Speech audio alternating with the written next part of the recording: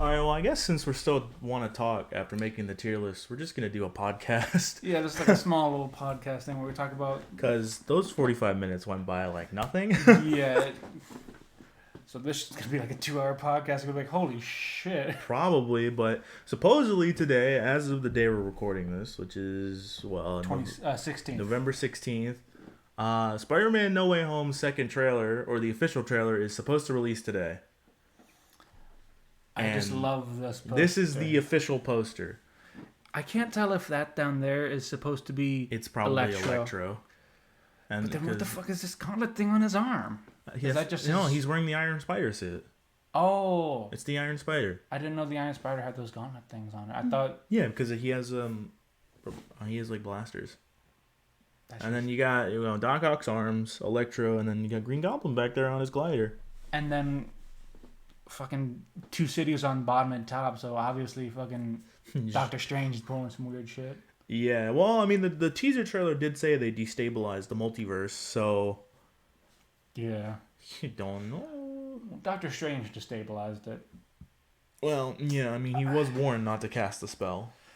I feel like Doctor Strange is acting very unusual in the trailers, because first we see him like wearing some sort of casual wear, college sweater of some sort. Yeah, like casual. I think it's an NYU sweater. Wong feels like he's going in his completely own direction, because in Shang-Chi we see he's fighting / training with Abomination. Yeah. Feels like he's breaking off from the sorcerer only life. Yeah. I feel like Doctor Strange might be going through something maybe, and Wong's not there for him as much, because we see Wong is leaving actually. Yeah, he's leaving on vacation. Somewhere.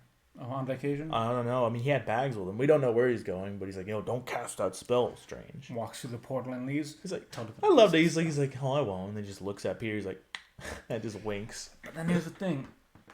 He knows what Peter wants. Well, okay, because this is a storyline from the comics. This did happen in the comics. Everyone found out that Peter Parker was Spider-Man, and it made his life worse. So he went to Doctor Strange and had him cast a spell that would erase everyone's memory of him being Spider-Man.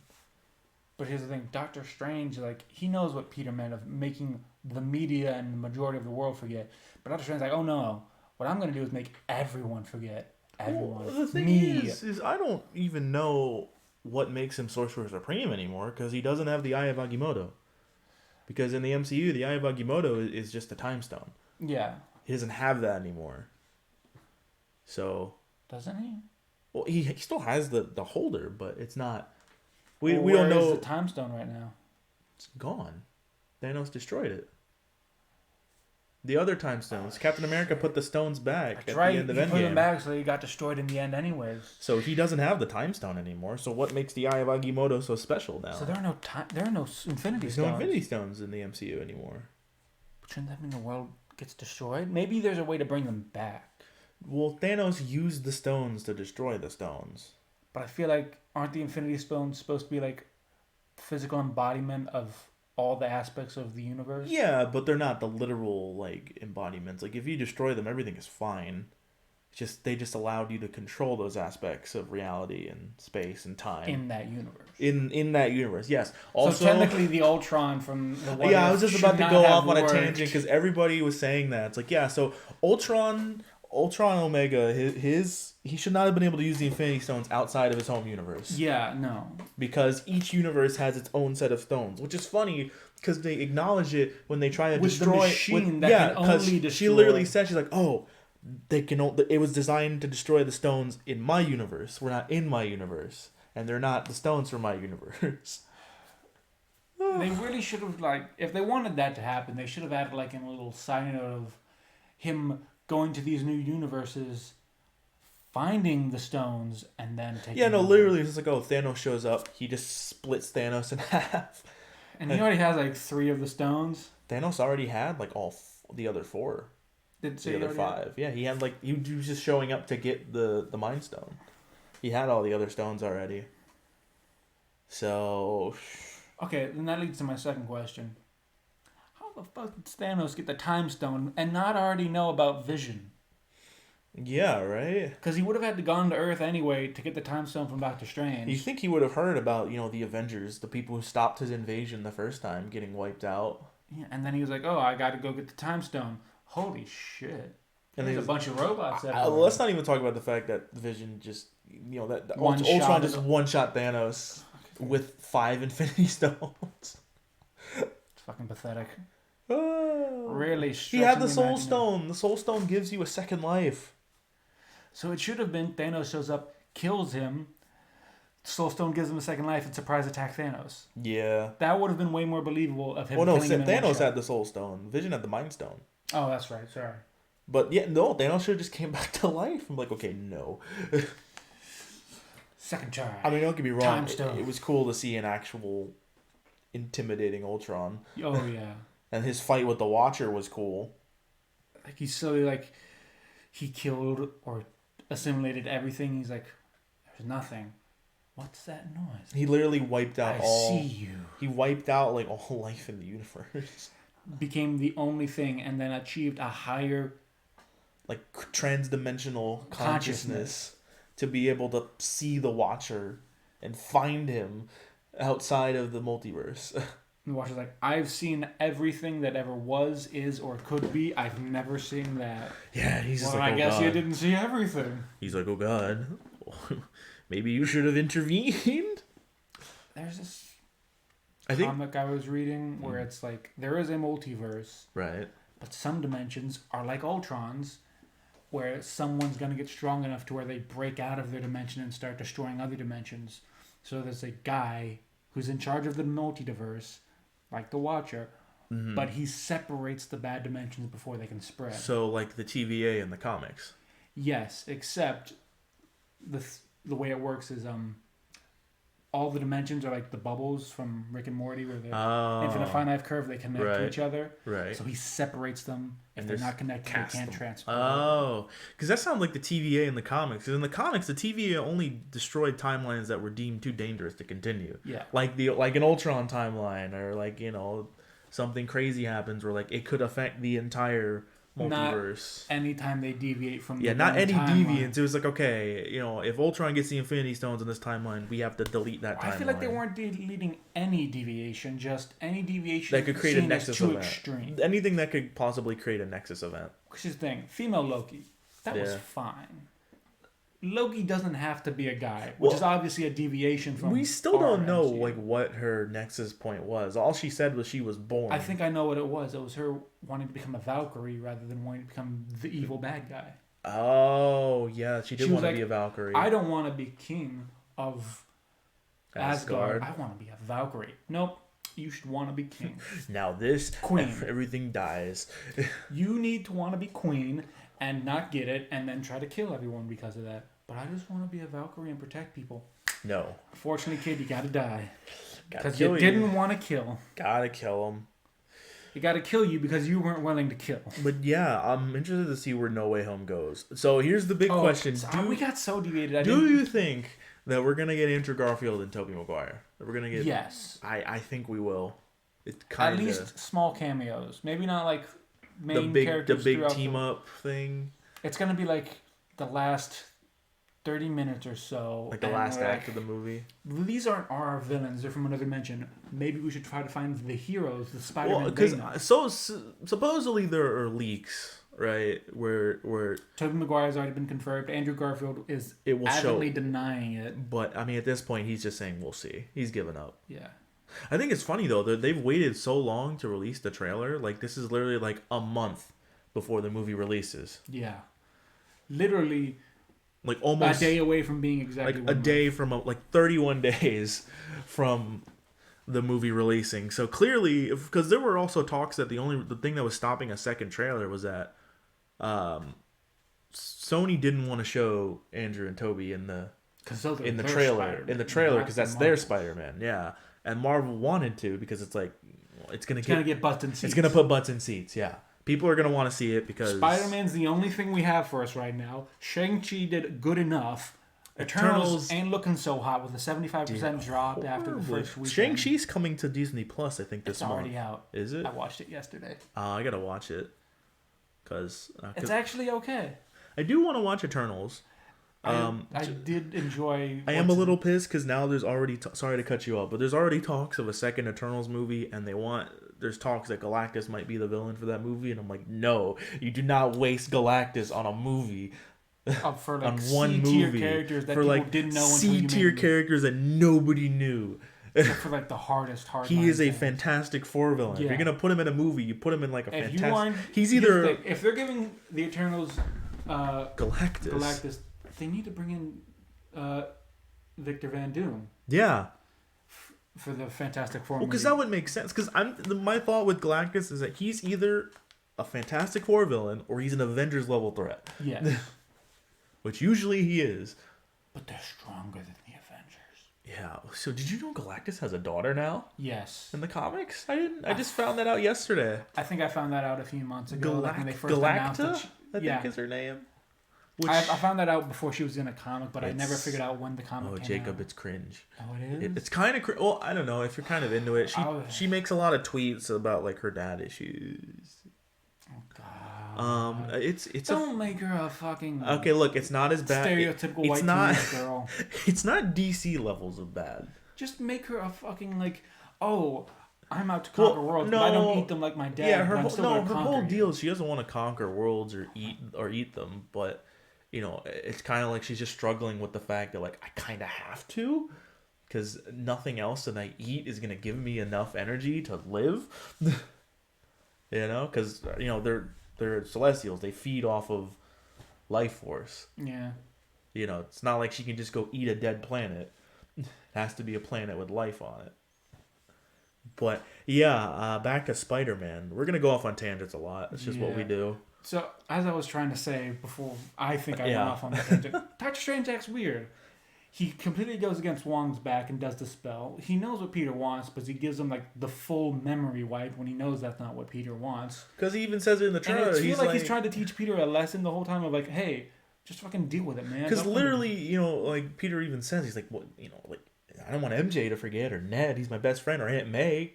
You know, but I cannot explain to her again about me being Spider-Man. Right? So it's just like, I mean, I think he also says in the trailer, Doctor Strange, like, see, this is the problem. You're trying to live a double life. But and he's talking to Doctor Strange saying, I don't want these people to forget, and it's messing Doctor Strange up. He's like, stop talking. Don't mess with the spell. And then there's like a scene where they're on the train. And it looks like he's fighting Doctor Strange. Yeah, because like Doctor Strange is looking right at him. Spider-Man's looking back on the train. And he does that thing where he makes all the cars like turn into 8 cars in a circle.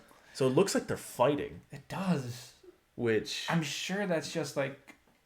It's probably just a trailer bait, but I hope it's like them like taking I'm clips sure. out of. Yeah, I'm sure it'll make more sense once we actually have the context to the scene. Taking it out of context. Because just be like, oh look, you might get to see Doctor Strange fight Spider-Man. It's like, yeah, but why though?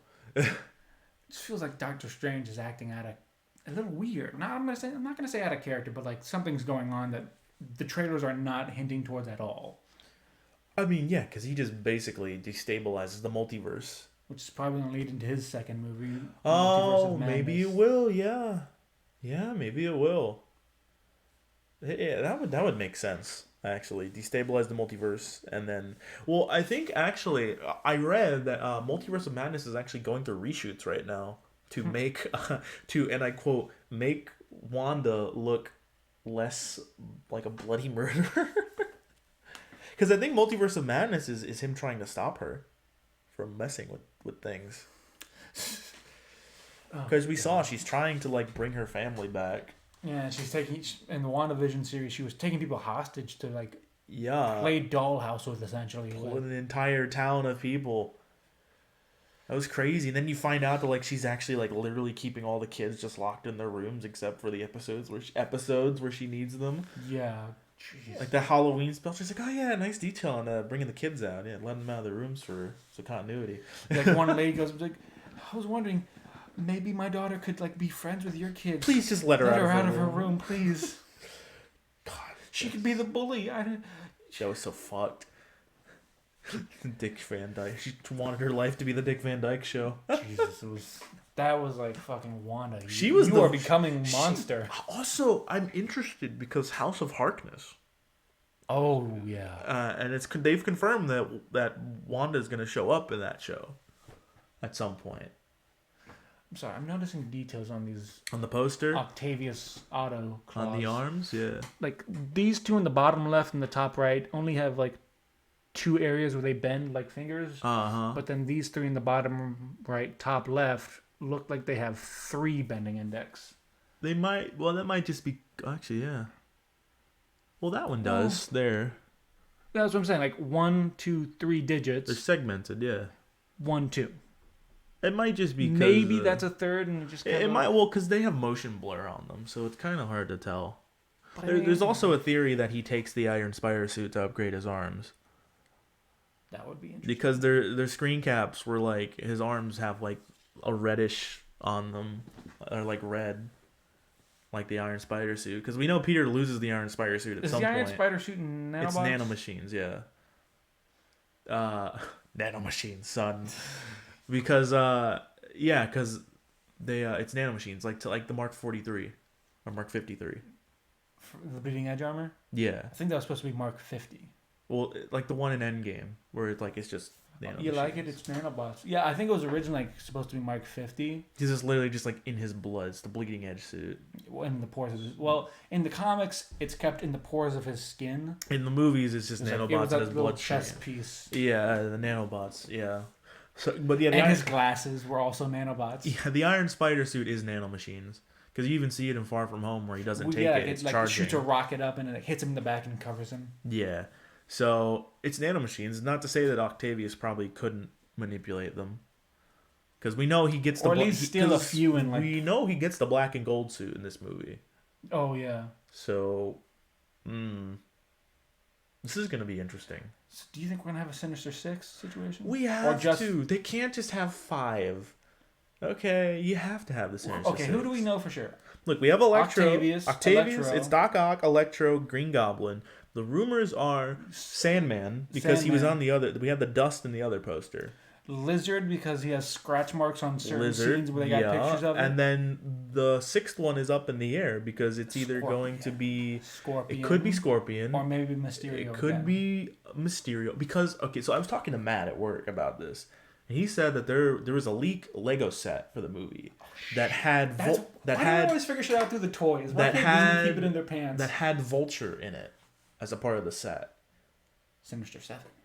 Well, it could be the Sinister Six. You could still have Scorpion and Vulture, because I don't know why Vulture would go after him. Oh, because this is a world where no one would know it's Peter Parker. If he forgets that it... Yeah, okay, well, that would make sense. Oh, so, yeah, then Vulture's like... Vulture has no problem being like, yeah, no, fuck this Spider-Man. guy. I don't know who he is. He put me in jail. Fuck him. I didn't learn that he's actually an okay kid who saved my life. So it could be Vulture. I don't know. Like, it's a toss-up. For me, it's either between Vulture, Mysterio, or Scorpion. But I don't think they would introduce Scorpion in this kind of movie. I think they would. Because we don't even know if that character is technically Matt Here's Gargan. the thing. I'm definitely confident we got these 3 because they're on the poster. I'm definitely confident in the Lizard. I feel pretty confident in Sandman. Really? Because when I told you about this, you were like, "No, that's stupid. Well, until it's just sand." Well, yeah, but then now they have the electricity, which is basically electro. It's even yellow electricity. It's not like lightning. It's yellow. Yeah, it was like the canonized. It's like the canonized yellow electricity that Electro is known for. One. Yeah. Which makes me think, if it's gonna be Jamie Foxx, are they gonna have him in like a comic accurate Electro suit? I heard it was already confirmed he was returning to the role. He's in the movie. Are they gonna have him? Like Spider-Man PS4, where he has like the harness and the suit. Yes. Yeah. I don't know if it's gonna be canon costumes. I don't know. That'd be kind of cool though. Cause I don't know, man. This movie has so much writing on it. The Sinister Six. Honestly, Resolution, like potentially Daredevil introduced in the MCU. Honestly, I feel like they've already done a lot of things right. So long as they don't do anything too stupid, they cannot fail. Yeah, right. I mean, it might not be as like great as they want it to be, but it will definitely be a positive. This is the multiverse. This is confirming the multiverse. Well, we already got confirmation of the multiverse with Loki show, but this is bringing it to the MCU, to the main movies, because like Far From Home teased it right with Mysterio, but that turned out to be fake. Yeah. Then we got Loki, which is basically confirmation, but not yet being brought to the big screen. Loki was like alternate timelines. Which is what a fucking multiverse is. Well, yeah. I guess, yeah. All multiverses started at the beginning of time. I guess, yeah, time travel is a multiverse theory. Because, you go back in time. Technically, you're creating... When you go back in time, you don't really go back in time. Yes, you go back to that moment, but you create a branching timeline. Yeah, it's not like you're in the same universe. No, you're in it's an alternate timeline. You appeared at that time. It's an alternate timeline at that point. Yeah, essentially your presence automatically makes it a different universe. It diverges into another universe. Which brings in the question, if you wanted to build a time machine, would you essentially have to create a machine that could recreate the Big Bang? Because you'd have to create enough energy to create a new universe. In a sense, yeah. And then be able to pinpoint the exact moment in time you want to appear. Yeah, so you'd have to have space, time, and fucking just recreating the universe. I guess you could go with the MCU round, just use the quantum realm, which time behaves differently. Oh, yeah, because it does behave differently at a microscopic scale. So, because technically the quantum realm is, I think, one step away from like the strings in string theory. I think so. Which is like basically, it's almost as microscopic as you can get. Yeah. Well, I mean, essentially, it's like saying, okay, here's a quark, which is what makes up the atoms. Yeah, it's smaller than a quark. Here's a quark, which makes up a neutron. Yeah. We're gonna make that the size of a fucking planet by comparison. Yeah. Which also, Quantumania, Ant-Man and the Wasp, Quantumania. Oh, yeah. Because it's been confirmed that Kang the Conqueror is in the movie. Is the bad guy. So, and it's also the same actor from Loki. So that confirms he's Kang the Conqueror. Yes. So, exciting. It's going to be interesting. Because that movie also started filming. I feel like we got like 3 decent movies coming our way with Marvel. We've got Ant-Man and the Wasp, Quantumania, Spider-Man No Way Home, and Doctor Strange, Multiverse of Madness.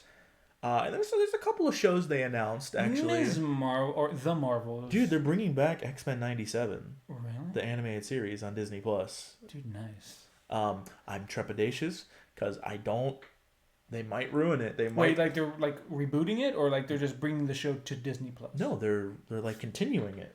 Oh, shit, really? It's going to be called X-Men 97. Damn. I thought you were just... No, and then they also announced Spider-Man Freshman Year, which is going to be like Peter's freshman year of high school. So we get to see Uncle Ben die again. Fucking yay. For the 3rd time this decade. Here's the thing. I like how they started Spider-Man because they're like, he's already Spider-Man. You've seen 2 origin stories. Yeah, literally, in like Homecoming and Civil War, like, we're not going to talk about Uncle Ben. You've seen his origins twice in this decade. Like, in a decade, over a decade, right?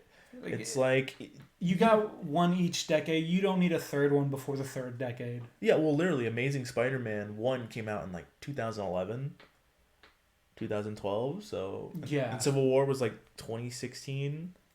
So, it had only been, like, 4 or 5 years since people had seen Uncle Ben die. So, like, we don't need to see that again? It's like, yes, we know. And they never said with great power comes great responsibility. There have been versions of it in the MCU, like, heavy is the head that wears the crown, Yeah, but they didn't like openly like have an origin story. It's we've talked about this before, but that's what I like about MCU Spider-Man. They made Tony Stark was his Uncle Ben, essentially, right?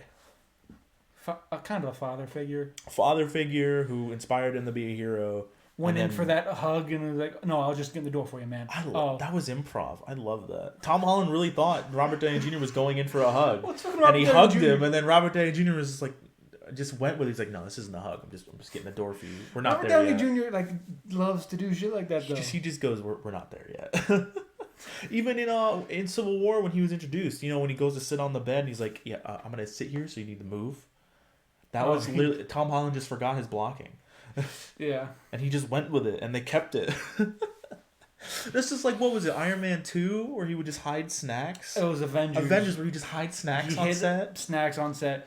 And like during the scene where we were talking about, like the Infinity Stones, right? He's just Tesseract. He's eating blueberries. He's like, blueberry. And Mark Ruffalo just takes one. I think they say he almost looked to the director to see if they could keep going, and he's like, he just went with it. He was like, whatever. I think they said he did look to the director, and the director said, keep going. He was just like, no, go. This is good. And like they just like edited it to where it looked like he's looking at Captain America. From the end of the end scene, the shawarma scene. That was all improv? That was it. Literally the line where he's like, I want shawarma. Have you guys ever tried shawarma? There's a good shawarma joint down the street. That was improv. He just said it, and they kept it. And then they made the shawarma scene. Avengers is so good. God, Robert Downey Jr. really got his act together. I mean, let's be honest. Iron Man kind of saved his career. I mean, they literally played the song Back in Black to be like a metaphor for his career. He's back. He fucking went from like blacklisted, basically. Blacklisted, heavy drug problem, going to like one of the most wanted I'm the actors. Fucking Godfather of the MCU. I mean, really, yeah. Kiss my rings. Kiss the ring. You know, remember I saw an interview with Tom Holland. He's like, yeah, I have Robert saved in my phone as Godfather. Have you ever heard of Downeytown? Downeytown? The interview where they talk about Robert's 5 trailers. He has 5? Oh, he has 5 trailers on set? They're all the smallest trailers, but he has 5 of them. And when you combine all their square footage, he has the biggest trailers. Downeytown. Some have, like, he's not the only one with multiple trailers. There are definitely actors who only get 1. Right. But some get 2. He has 5. They're all the smallest, but again, there's 5 of them, so they add up to be bigger. That's hilarious. Oh, but this movie is gonna make or break Spider-Man at this point. I don't know. I feel like this is how Sony gets their own version of Spider-Man. Right? Yeah, this is definitely how they go along the lines of you can have your Spider-Man. This is how they separated. This is showing up.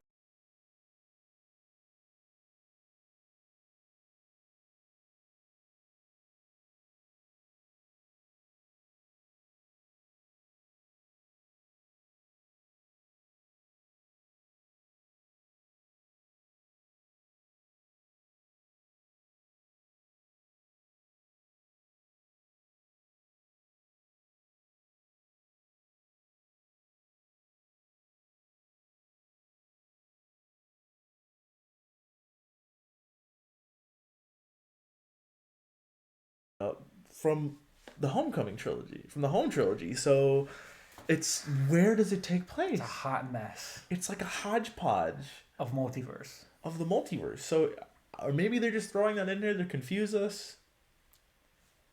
Because it makes sense to have, because like the first 2 Spider-Men are Sony, like through and through. So Tom Holland. That makes sense. Like Tobey Maguire Maguire and Andrew Garfield. It makes sense for them to have that because, okay, we made that. That's our world. So because I thought, okay, it could take place in the same world as Amazing Spider-Man, because that's where I thought Venom would take place. Because when people kept talking about Spider-Man showing up in Venom, I'm like, it'd be cool if it was Andrew Garfield Spider-Man, because that would make sense. Yeah, because they already kind of have the world for it. Yeah, because, dude, Amazing Spider-Man 2 was meant to start, like, Sony's own, like, Spider-Verse. Oh. That's why there were so many things crammed into it. Like, oh, you had Felicia Hardy in there. They showed Doc Ock's arms, the Vulture suit, the Rhino armor. Like, it was meant to, like, spark this whole universe, and it just did nothing. Because it was garbage. It wasn't garbage. It was just too many cooks. There were too many villains. It's like, okay, Electro's the villain. I was like, that's an interesting choice. And then like, okay, well, Green Goblin's also in it. I'm like, well, kind of for like 20 minutes. The last 20 minutes. And then like, oh, Rhino's also there. But only in the last literally 2 minutes. What a waste of Paul Giamatti. Holy crap. Like literally I saw that like a lot of his scenes got cut. He was in the movie more. Well, he was in the truck driver and He was at the start and at the end, but he had more scenes throughout the movie and they cut it for time. It just, happens in movies, it gets cut on the cutting room floor. But like, what waste. Because like, they paid him money to do all that. Yeah. And they didn't use any. The Amazing Spider-Man 1 was good. It was. Like, and it was really interesting. Oh, the Lizard as a villain. Well, that's him cool. Learning to be like making his gadgets. Because literally, like the Lizard was set up in the original Spider-Man trilogy. Like Doc Connors was in Spider-Man 2 and 3. But they didn't use him as a They didn't use him. Well, supposedly that if there was before Spider-Man 4 got canceled, that was the plan to have Lizard. Oh, God, I remember hearing about Spider-Man 4 getting canceled. I'm like, oh. Well, I mean, look. I was like 11. I was like, oh. See, because here's the thing: Sam Raimi writes the villains of the Spider-Man movies on villains he knows. Yeah. He didn't know anything about Venom because he didn't like Venom as a villain. Sony was like, no, put Venom. Venom needs to be in there because he was like, okay, the original script was like, Sandman's the villain because I like Sandman. I think I can do a lot of cool stuff with that character, and you did, which he did. But then Sony was like, no, but Venom is cooler, so you need to put Venom in there for toys. Alright, fine. Venom will be the suit. I mean, if they really wanted to, they could have introduced the black suit in Spider-Man 3 and then just not did Venom until the next movie. Did Venom, when he took over the other guy, actually become like monstrous or Eddie Brock. Venom's supposed to be huge. Yeah, because isn't he supposed to like but he's not. change the body and like give it sharp teeth and large eyes or some crazy shit like that? No, but he's supposed to like basically Venom's this huge hulking monster. Well, because in the movie we see him just... like take over the suit. It's basically just giving the suit a black dye and. Well, that's what Spider-Man. When he takes over Eddie Brock, he's meant to become like this huge hulking beast. Because Eddie Brock's supposed to be like Eddie Brock's already this big bodybuilder like guy who's already big and muscular. Not bodybuilder. Not bodybuilder, but he's like a strong, built, fit dude. Could be a quarterback. And like the fucking Spider-Man 3 version, he's a fucking twink. He's a fucking reporter.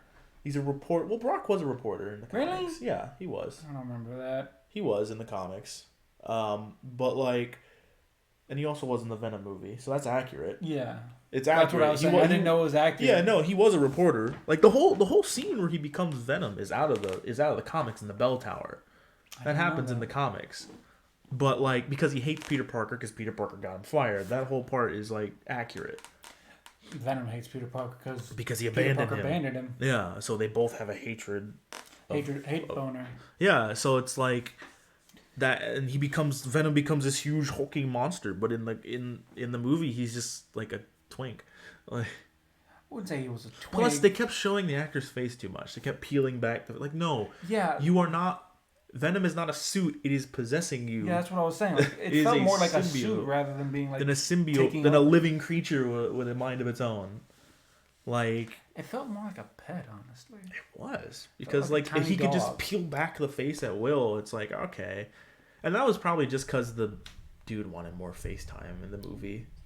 Fucking like the guy who played the Mandalorian. Oh, Peter Pascal? He wanted more FaceTime. Yeah. Well, take your hand off the mic.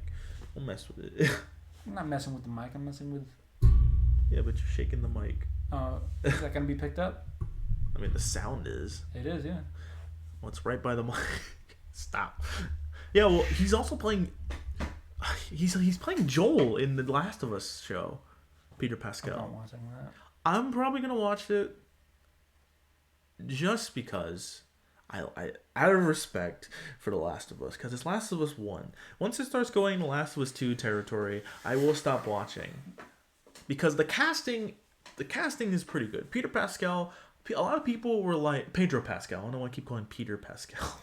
Pedro Pascal. Peter Parker. Yeah, we were talking about Peter Parker. Pedro Pascal. Deviation. Well, okay, because we were talking about it. Like, you're gonna watch it out of respect for them. I'm gonna watch it out of respect because the casting. Because at first people were like skeptical about him being cast as Joel, but then when you put Joel side by side, I'm like, I can see it. Yeah, he looks kind of like... I can see it. He's an older guy. He looks like a grizzled old guy. That's fine. You don't have to cast people that look exactly like the characters. Yeah. Just they gotta hit like the majority of it. And like the girl they got playing Ellie, I'm like, yeah, okay, I can see it. It's fine. I think the girl who voiced Ellie was a chick who plays Dungeons and Dragons on Critical Role. Yeah, along with Matt Mercer. Matt Mercer? That's Matt Mercer. Matt Mercer's the dungeon master. What did Matt Mercer do in the game? Oh, he's not in Last of Us 2. Oh. No, he's just also a really prolific voice actor. Fucking McCree, or who the porn star name that McCree's being changed to. I love that. They're like, yeah, we're changing Jesse McCree because it's named after the guy. Why the fuck did you name him after a real person then? I'm sorry, he's always going to be Jesse McCree. Just get rid of Jesse and just say McCree. No, Troy Baker voices Joel. Actually, I was about to say, for as bad as it was, Last of Us Part 2 got the cast of Critical Role to do minor voice acting as side characters. Yeah, it was kind of cool. There's like one scene where you can find them talking about like, all right, we're going to take over this new building and we're going to split it up this way. You two take this area, you two this area. And like it's the entire cast like making small comments. It was pretty cool, yeah. Like I didn't enjoy Last of Us 2. I didn't play it. Technically, it's a good game. Like from a technical standpoint, it looks great. It plays great. The performance, the performances are great. But the story sucks. It's trying to tell like when I played through it, there was like 3 points that could each. It was like telling 3 stories at a time. It was trying to tell Ellie's story. It was trying to tell Abby's story, and then it also has Lev's story, and like each one of those stories could have been like its own thing. Lev was a transgender man. Yeah, transgender man, on the run from his ex like religious group that wanted to kill him for being different, For you know, going against their you values. have two X genes but claim to be a man. How dare you? Well, I love how even the apocalypse, religion still finds a way. Religion is the worst. Because thing that happened to humanity. all of those could have been easily their own story. I feel like religion wasn't actually like a thing as we think it is today until like the Roman or Greeks. Until the Romans. Yeah, because like here's the thing: up until for like the longest time, religion was just like a story to explain to children why things happen. Yeah. To help them remember that the things happen. They were folk tales. It was just a story like, oh yeah, this guy in the sky pulls the moon, and that's why the moon comes up every in this day. pattern. Yeah. Or like the Greeks were great. It's like, oh yeah, it's Helios pulling it with his chariot. Yeah, like fucking. Oh yeah, no, there's fucking shadows or whatever in space. Yeah. That's why there are certain phases of the moon. But we also know based on those phases when things happen. Yeah. Well, all right, we're going off on a tangent. All right.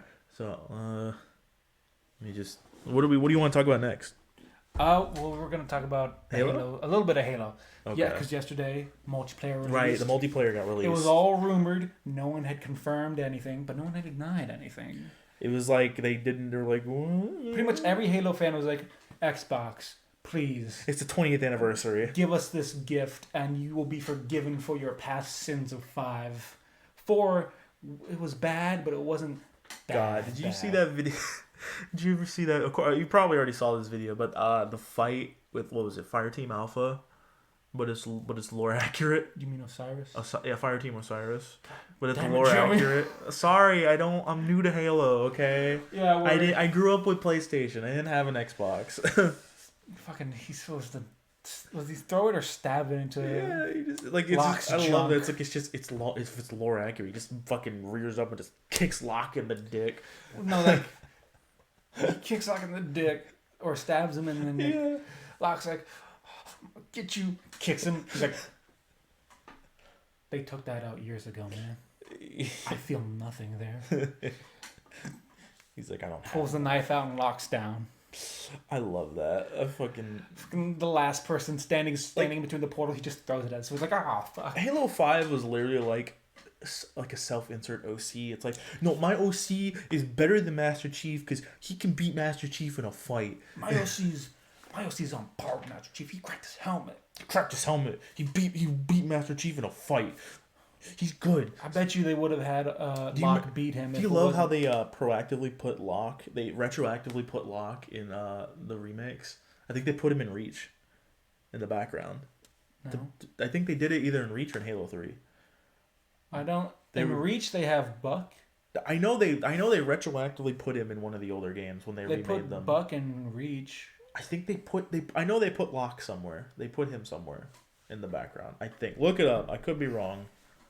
Let's keep going. So the multiplayer got revealed, and it looks really good. It is. They introduced a lot of weapons, dumb AI for each character to choose from, like 4 or something like that. Yeah. That have their own little comments and criticisms. It's gonna be good. So what's the story of 5? Right? It's about the Banished, right? 5? No. I mean Infinite. It's the Banished. Yes. I think and then they're just getting rid of... also the subplot of finding Cortana. Yeah. The story kind of like 3 years after the war with Cortana started, they created the weapon, or maybe not. Cortana 2. Yeah, Cortana 2.0, the weapon. And supposedly she was supposed to kill Cortana. She was supposed to isolate Cortana so Master Chief could bring her back to the Infinity for deletion. No. That's what they say in the trailer. No, they say, I was supposed to kill Cortana and then terminate myself. No, that's not what she says in the trailer. She was supposed to terminate herself after Cortana died. Yeah, no, with the trailer, because I watched the trailer yesterday, again, because I was interested in it. What she said was her job was to impersonate Cortana. Infiltrate and then isolate. And then isolate her so Master Chief can take her back to the Infinity for deletion. And at which point she will self-terminate. At that point, her deletion protocol will activate. That does sound more accurate than what. So she's like, well, Cortana's not here. Well, she said, "I'm still here." And she's like, "I'm still here. And if you didn't bring Cortana, if you didn't take Cortana, then where is she? Then where is she? And I'm still here." And the Master Chief's like, "Good." I think they're gonna like gloss over the what the fucking AIs call themselves?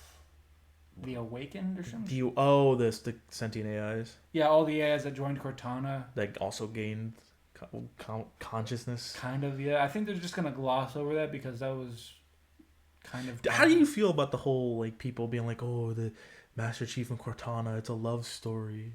No. Yeah. If anything, he sees her as a sister. Because he essentially sees Halsey as like the closest thing to a mother he had as a child. Yeah. Not as a mother. But mother figure. I feel like fucking George from Halo Reach definitely saw her as a mother figure. Because so he sees Cortana more like a sister. It's like I like a friend, sister. Like, I'm trying to save you. Yeah. Because I remember we worked together. I remember in what was it, Halo 4? Halo 5? Where he's just like, "Look, it's not too late to stop this." Yeah, that's like, Halo 5. Like, come back. Just don't do this. Halo 4, I think what most people think the whole love story thing is from Halo 4, where Cortana, for a brief moment in a Forerunner computer, has a physical body and can feel. Oh, yeah, before and she touches sends his him armor out. and he's like, "Oh." I've waited for so long for this. But I think most people see that as love. I see that as like, I'm your sister who's only been able to FaceTime you. Basically. And this is our first meeting. I get to hug you. There's a lady in my head that calls me Stud Muffin. The meme too does help with that. Did you see that video? Yes, you sent me that video. I love it. And then the guy just goes, "Please leave me alone." She calls me Stud. That made me think. I was like, did she actually ever call him Stud Muffin? No, but it would have been funny if she did. There's a lady in my head who calls me Stud Muffin. I can't find anything about Locke being added in Halo 4. I thought they put him back. I thought they retroactively put him in one of the older games. Maybe I am thinking of Buck. I might be thinking of Buck. Because yeah, and I've played Halo Reach so many times. I don't know if I Of course, you've played it on every. Oh, Jacob has played Halo Reach on every difficulty. Consecutively. I spent 3 days playing it 4 times in a row, going from easy to legendary. And then went back to easy. To become a god. To become Master Chief in the books. Oh god, I meant to send you a clip of like an entire level getting played through in 5 minutes. Oh, I've been getting recommended a lot more Halo videos, and I watched a video yesterday. It's like, if Master Chief, the video you told me about, where he like throws down the grenade and like hits it the perfect with right, a gravity hammer and then lands and across the map curb stomps a grunt. Yeah. So what was we talking about? Halo Infinite. Oh yeah, Halo Reach, the yeah, lock Reach. scene. Right. It's after George throws you back to Earth and you reunite with Noble Team. So he's there in the background, I'm pretty sure, or something, right? No, there's actually you land Earth, you help some civilians, toss a flare, say, "Hey, it's me, Noble 6. I'm back." Then Noble Team has you like set out on a Falcon, right, to go like do all these minor jobs because like there are jamming towers all over that the Covenant has set up. We need to take those down so we can call someone on space and get some reinforcements. One of the missions you get in between is Buck saying, "Hey, I got some enemies on my tail. I need you to give me some cover while I go to this area to do something." And he's in a Falcon, and you're providing covering fire for him while he's... yeah, I knew he was in one of the older games. And then they tried to make him the main character. Who? Locke. They tried to make Locke the main character. Oh, they tried to do that in Halo 5, yeah. Which was... No. Dumb. It's Master Chief. Yeah. They tried to pull Last of Us Part 2. Fuck. Because you do switch between them. Have any idea the hellfire that would have rained down upon this earth if Master Chief fucking died by Locke in Halo 5? Oh my god. Fans would have been like, people would have burned their Xboxes. I'm guaranteeing you there are at least a few thousand people that would have been like, "I'm selling my Xbox. I'm selling my Xbox and I'm throwing this game in the toilet." They wouldn't sell their Xbox. They'd keep it to play the previous games. But they'd be like, you know what? Well, you don't even need it though, because now they're on PC. Consoles. Yeah, that's true. But console. Oh yeah, speaking of which.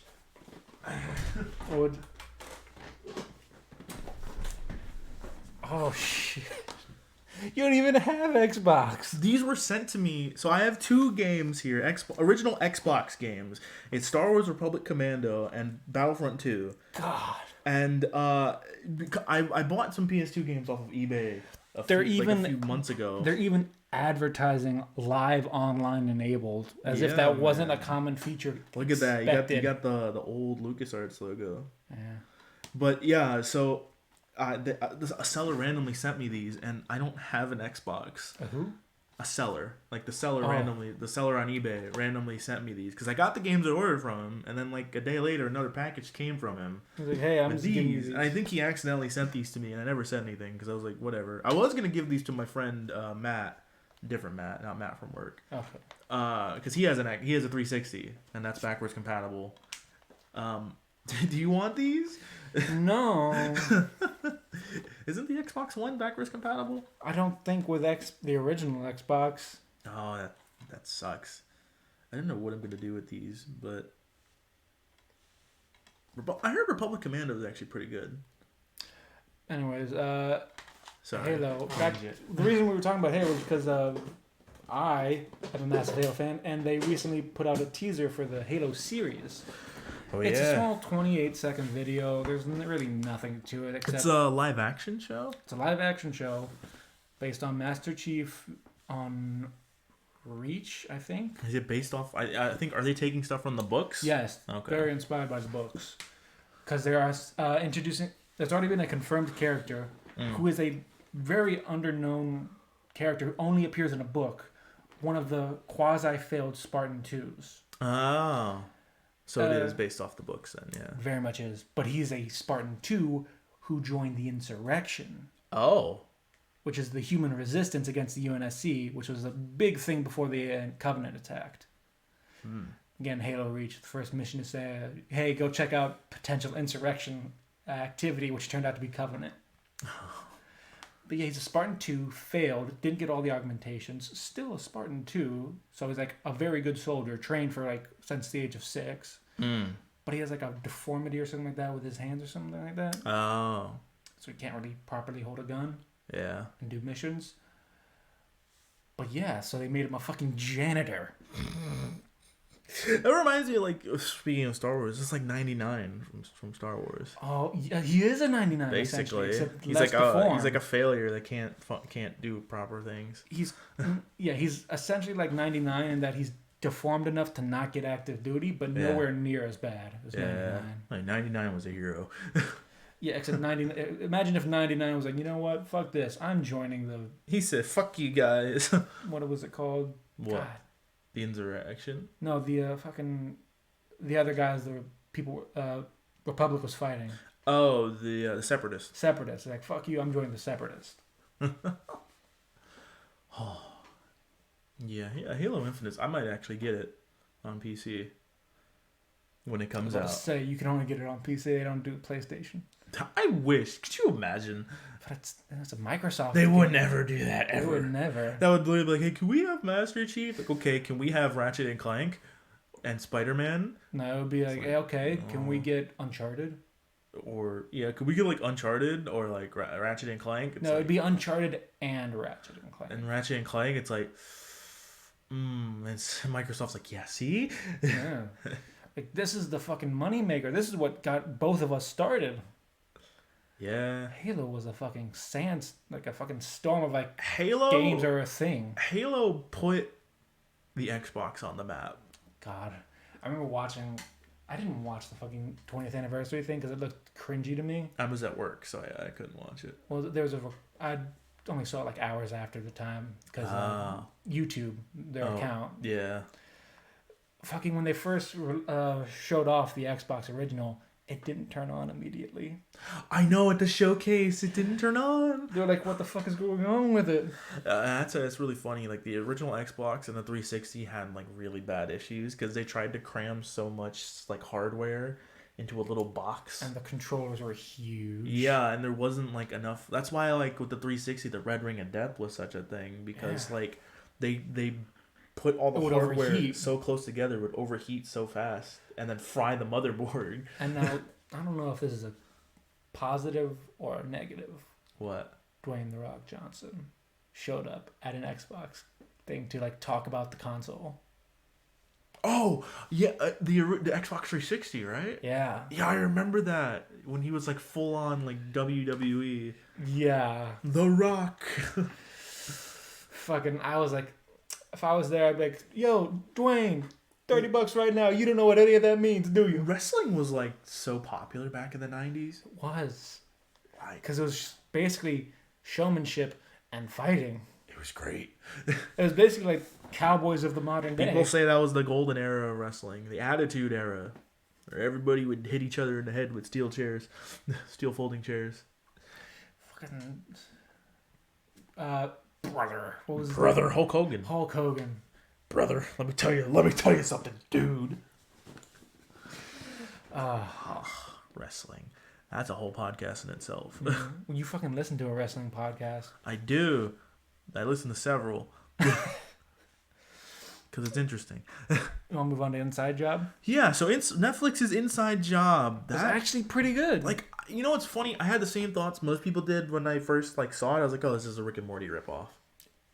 It definitely has like the feel of Rick and The Morty, vibe, but like it's so like I like conspiracy theories. I like hearing about them. I don't believe any of them, but I think they're funny to hear about. And recognizing them, like, oh yeah, I've heard of that one. Well, here's the thing: they always take the conspiracy but twist it in a new way. Right? Like, spoiler alert for anyone who hasn't seen the end of Rick and Morty season 5, the finite curve, where evil Morty, his whole goal is to leave it, Escape. Yeah. This feels like a universe outside of the finite curve where Rick either doesn't exist or isn't the smartest man in the universe. That is true. Because, like, yeah, Rand is basically the Rick of the show. Yeah, Rand Ridley is basically Rick if Rick wasn't the smartest man in the universe. Yeah. He was the smartest man on Earth. Yeah, which is crazy. And I just love how it's like, yeah, you know, like he started the Flat Earth conspiracy just to spite Cognito Inc. Yeah, he's like, fuck. He's like, he's like, yeah, me and JR had a bet that people would believe anything, so I started the Flat Earth theory. Yeah, so it wasn't to spite, it was more like it was like a bet. The Flat Earth theory was started as a bet between two friends. And then he kept it going. He perpetuated it just to spite JR. Yeah, after they got fired. After he got fired. And then eventually to spite his wife. Like, so he could, like, get his friends to get a boat. Claiming they're going to go to the edge of the earth and they're going to his I love that, though. Wedding. It's like, man, Neil, they're stupid. They don't know the earth is actually hollow and filled with mole men, sea monsters, and that family from the land of the lost. That was hilarious. That show is so good. God, I feel bad for Reagan, though. Oh, God, yeah, no, her life sucked. Her life sucked. Fucking, she had the one friend, Oren. And her dad just erased all her memories. Because, you need you to graduate MIT. She graduated MIT at like age 16. 13. At 16. It's crazy.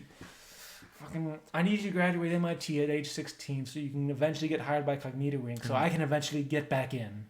That's literally what he says. Daddy's little insurance policy. Yeah, because that was when he was still working for them. Yeah, he knew they were going to fire him at some point. Which is crazy, though. You're fucking with the shadow board. Fucking look what happened to JR. JR, yeah. Because he embezzled funds. He's embezzling workers. He says it's not embezzling, it's investing. Investing. He's like, yeah, I'll buy this. He's like, I'll just, drain the employee pension fund. Take him to shadow prison, worse than Guantanamo Bay. He's like, wait, the place where we disappear people? The place so secret we don't even know where it is? Yeah.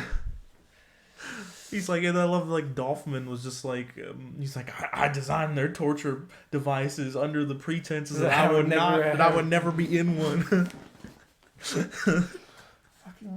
The show is fucking great. It's so good, and like the characters are fun too. Like Reagan's kind of relatable. Yeah. Like overworked, overstressed, doesn't really, kind of socially awkward weirdo. Asperger's, apparently. I love that. It's like, wait, Mom. You think I have Asperger's? No.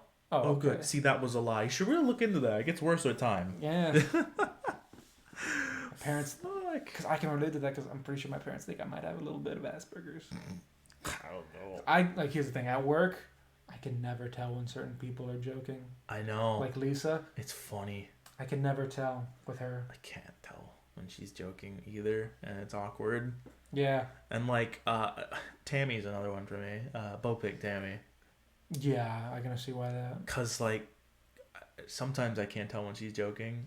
I don't think I've ever heard her tell a joke, and if I have, there's just proof. Well, I told her, I was like, look, sometimes I can't tell if you're being serious or not. She's like, usually I'm joking. I'm like, okay, I'll take your word for it. Some people are just really hard to read. Like, their tone of voice is just the same, no matter what. I think I always need like a grace period of like 2 months with people to figure out for certain. Jacob, you didn't understand sarcasm when I met you. Well, here's the thing. I understand sarcasm, but I don't understand when people use it. Not always. Until I get used to them. Yeah. Because like everyone has a different level of usage, so I gotta really analyze them to figure it out. But yeah, Inside Job was good. There's also, I think there's more episodes on the way. Yeah, I hope there's This better was be like, a season 2. This was like part 1. Oh, part 1? I thought it was season 1. Though it's season 1, but I think there's like another 10 episodes, is what they said. Fucking the memory episode where Inside Regan. What's the guy's name? What? Oh, Brett. Brett goes into the memory of her prom night. Where she did. She's like 13 I love that. She's like, Mom, Dad, I'm going to prom with an adult stranger. Okay, honey. With a strange 30-year-old man. Okay, honey. If you see a college boy, bring one back for mommy. I love that. And I love it's like, did you just reverse carry your entire class? Yeah, by fucking having blood on all of them. It's like, you are one special little girl, Regan Ridley. It's like, oh, that's the nicest thing anyone's ever said to me. I'm gonna put that in my diary. Like, and he sees the password protected diary. Like, yeah, you don't have a password protected diary, stuff like that. You don't password protect. Yeah, I don't have a one password kind of guy. Yeah, me like, too. Oh yeah, me too. Don't know why. Fuck. Oren, I love how like altering her own memories just changes the way she remembers fucking it. Like, well, he first walks in, he's like, oh hey,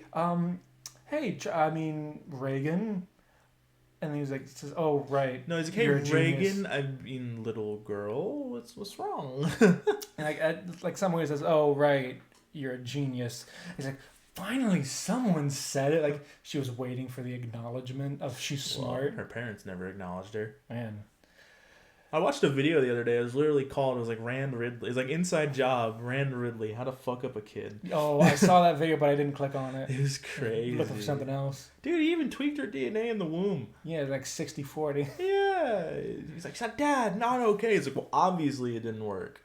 He's like, I didn't want you getting... you still have some. He's like, I didn't want you getting into your mom's judginess. Dad, that's not okay. Oh, hey, clearly it didn't work. It's like fucking...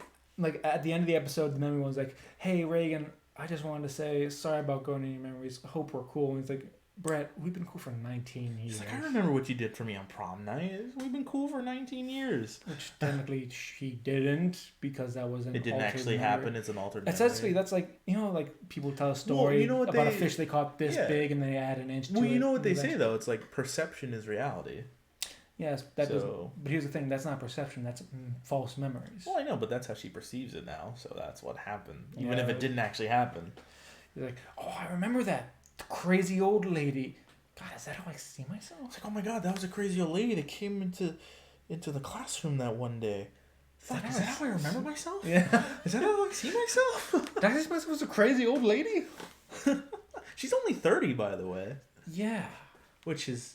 Not that old. Not that old at all. Especially for like recreating the most intelligent AI to be the president. True AI. True, like AI so complex it gains sentience. I literally have a galaxy brain, and you want me to waste my time on this? I'll give you the second season of Friends. Deal. I need to know if Sandra and Taylor get together. When I take over the world and kill everyone, I will save you. I will spare you, Joey. Just only Joey. Just Joey. He's like, oh, you're trying to make me the Tanner to your Scott. It's like, oh, someone's been watching Friends. Someone's been binging Friends. No. I'm not heartless. Like, you can't deny they have chemistry. Like, they have chemistry. I'm not heartless. I'm not made of stone. The dating episode, there's one match. You want to know a fun thing about the robot president? What? The guy that voices him voices Mickey Mouse. No. Yes. In like the Mickey Mouse shorts that they do on Disney Channel. Yeah. Yeah, that's the same guy. It's the same dude. He has really good range. Yeah. Because I saw a video. It's like, yeah, these two characters are the same voice actor. It's like the robot. I'm like, oh. And then it's like Mickey Mouse. I'm like, what? Oh. There's no way. But yeah, it's the same guy. What was your favorite episode from Inside Job? Oh, they're all good. Probably the Buzz Aldrin episode. Because here's the thing, they talked about the moon landing being faked, But not for the reason. We got to the moon. It's just once the astronauts got there, there were a bunch of hippies who were like, no, they didn't want to go back. We're gonna be on a commune up here. Like, fuck, we're gonna have like a sex cult up here. It's great. And then like the moon landing was fake, and the moon was quietly declared a hostile territory. Yeah. Fucking. How the fuck did they get so many people up there? I don't know. Without like, because I could like when we first see the moon landing, it's understandable that there might be 6 because like if guys. you think about it, like. You know, if they're all dudes. No, there was a woman. Oh, there was a woman? Yeah, they're progressive. They're more progressive than the real world. Oh, right. Well, I guess, yeah, it was what, Apollo 11? No, there was like on the moon landing, there was a woman in the capsule when they were doing it. Oh, okay. So I guess it's not. No, I mean, they could have just. Well, ooh, that's a bad thought. What? That they just populated it themselves, but. Yeah, because there was like with one woman, dozens of people. Yeah, but then like, because there's no way you can get people to the moon without the government knowing. Yeah, like you can't just fake rocket launches. Yeah, you can't hide a rocket launch. There's no way. Because like again, someone will see it go up, or a satellite will see this unknown object coming out of Earth's atmosphere. I guess they could have. I guess we're thinking too much into it, but yeah. That episode was great, though, because it's like, yeah, the guy who slept with my wife, that was 30 years ago. Hey, Reagan, how old are you again? 30. Why? And they both have a simultaneous tangent about their weak bladder, which some say is genetic. He's like, hey, Reagan, how old are you again? 30. Why? I'm just saying, Buzz and your mom 30 years ago. Oh my god. Buzz Aldrin could be my dad? And then he turns out to be a creepy sex weirdo.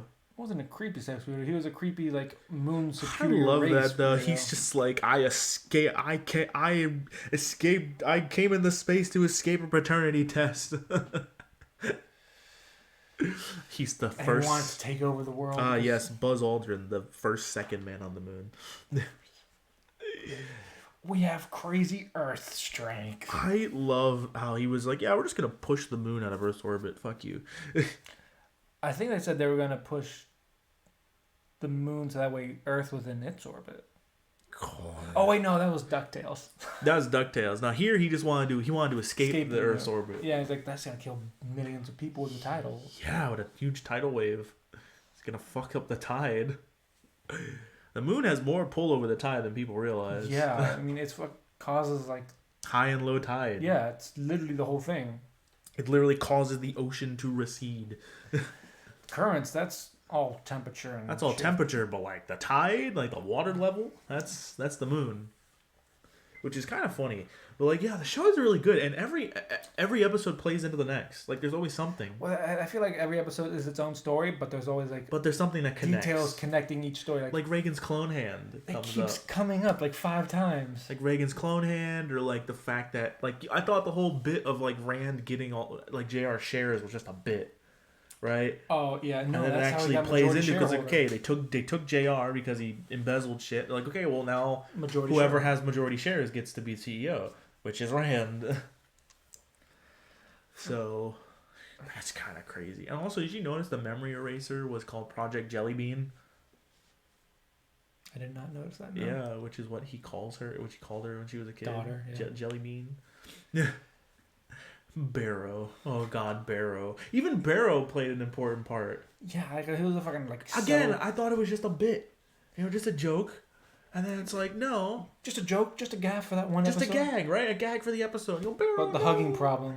No, Barrow, no. Barrow, no. What a fuck. That's how that really, like, drilled it into me that he was the worst father ever. Like, she's like, you never hugged me. You built a fucking robot to hug me for you. Do you remember the one, like, the scene where he's like, I've exposed my turtles to select amounts of radiation. Yeah, she's like, I exposed my turtles to make them totally radical crime fighters. And he goes, oh my god, honey, that is the most adorably stupid experiment I've ever heard. Like, first, that's the most adorable experiment ever. Think it's gonna work? No, you just gave those turtles cancer. You just gave those turtles cancer. You just boiled their organs. That's adorably most stupid experiment. Pulls out a gun and says, "Come on, let's go put down your turtles together, sweetheart." It's like, even Donnie, especially Donnie, he's turtle soup in there. His organs are turtle soup. And then it just throws up. Come on, let's go kill them together. God, that show was great. I can't wait for part 2. Yeah. I still can't wait for Invincible season 2. Oh my whenever God. that comes out. Fuck his girlfriend.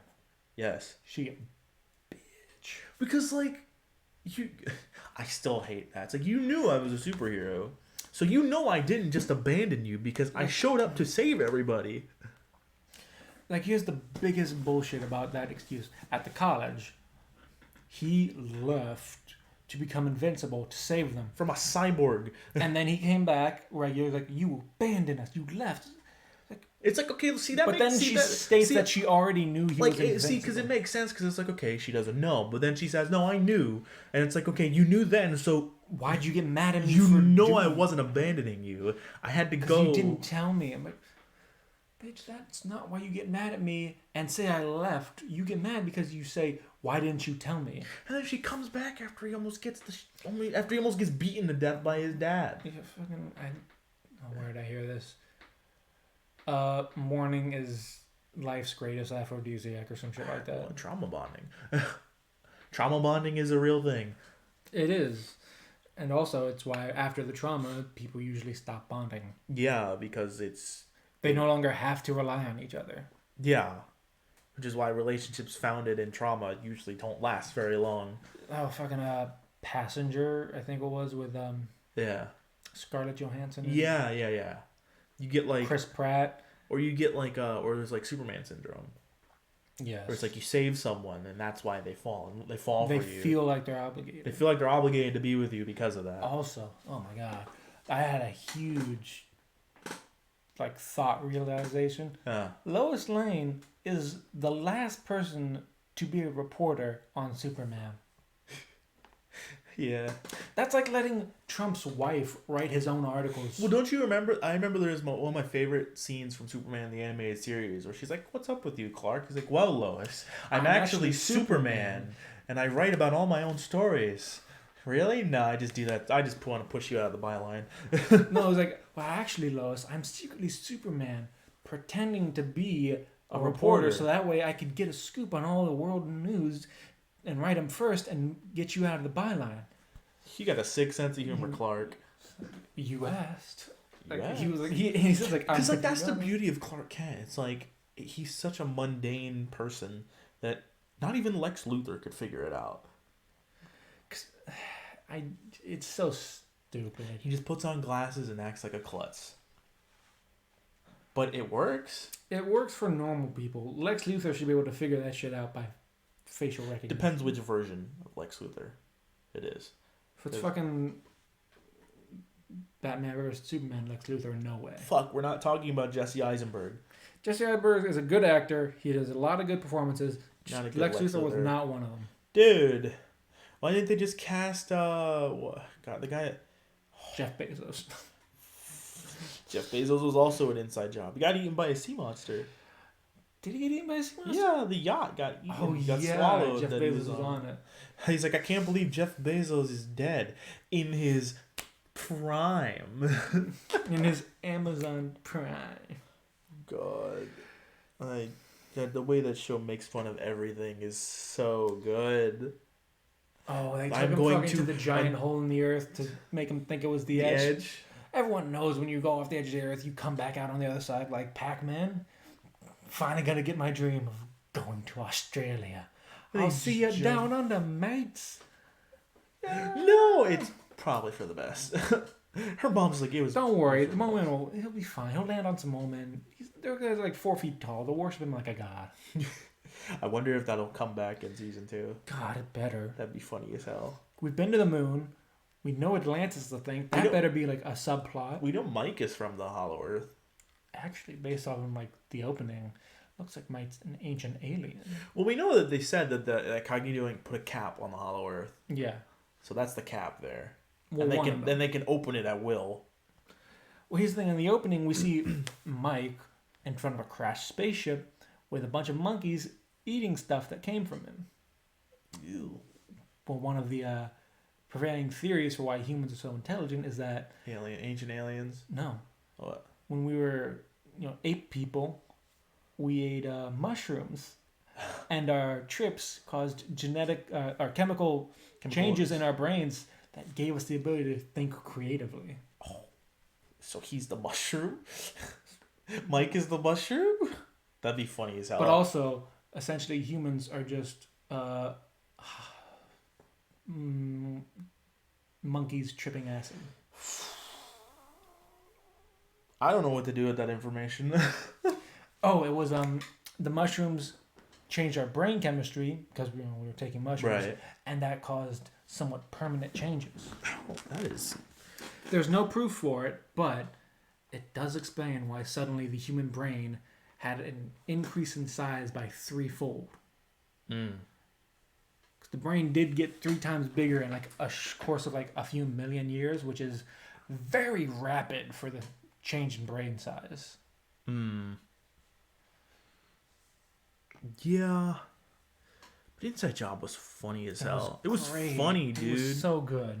You know what made me want to watch it? I saw the time card clip where she comes in on the mech, is like, do your time cards! Picks him up and shakes him, time cards! That just made me die. I was like, all right, I gotta watch this. I think what made me want to see it was the clip of...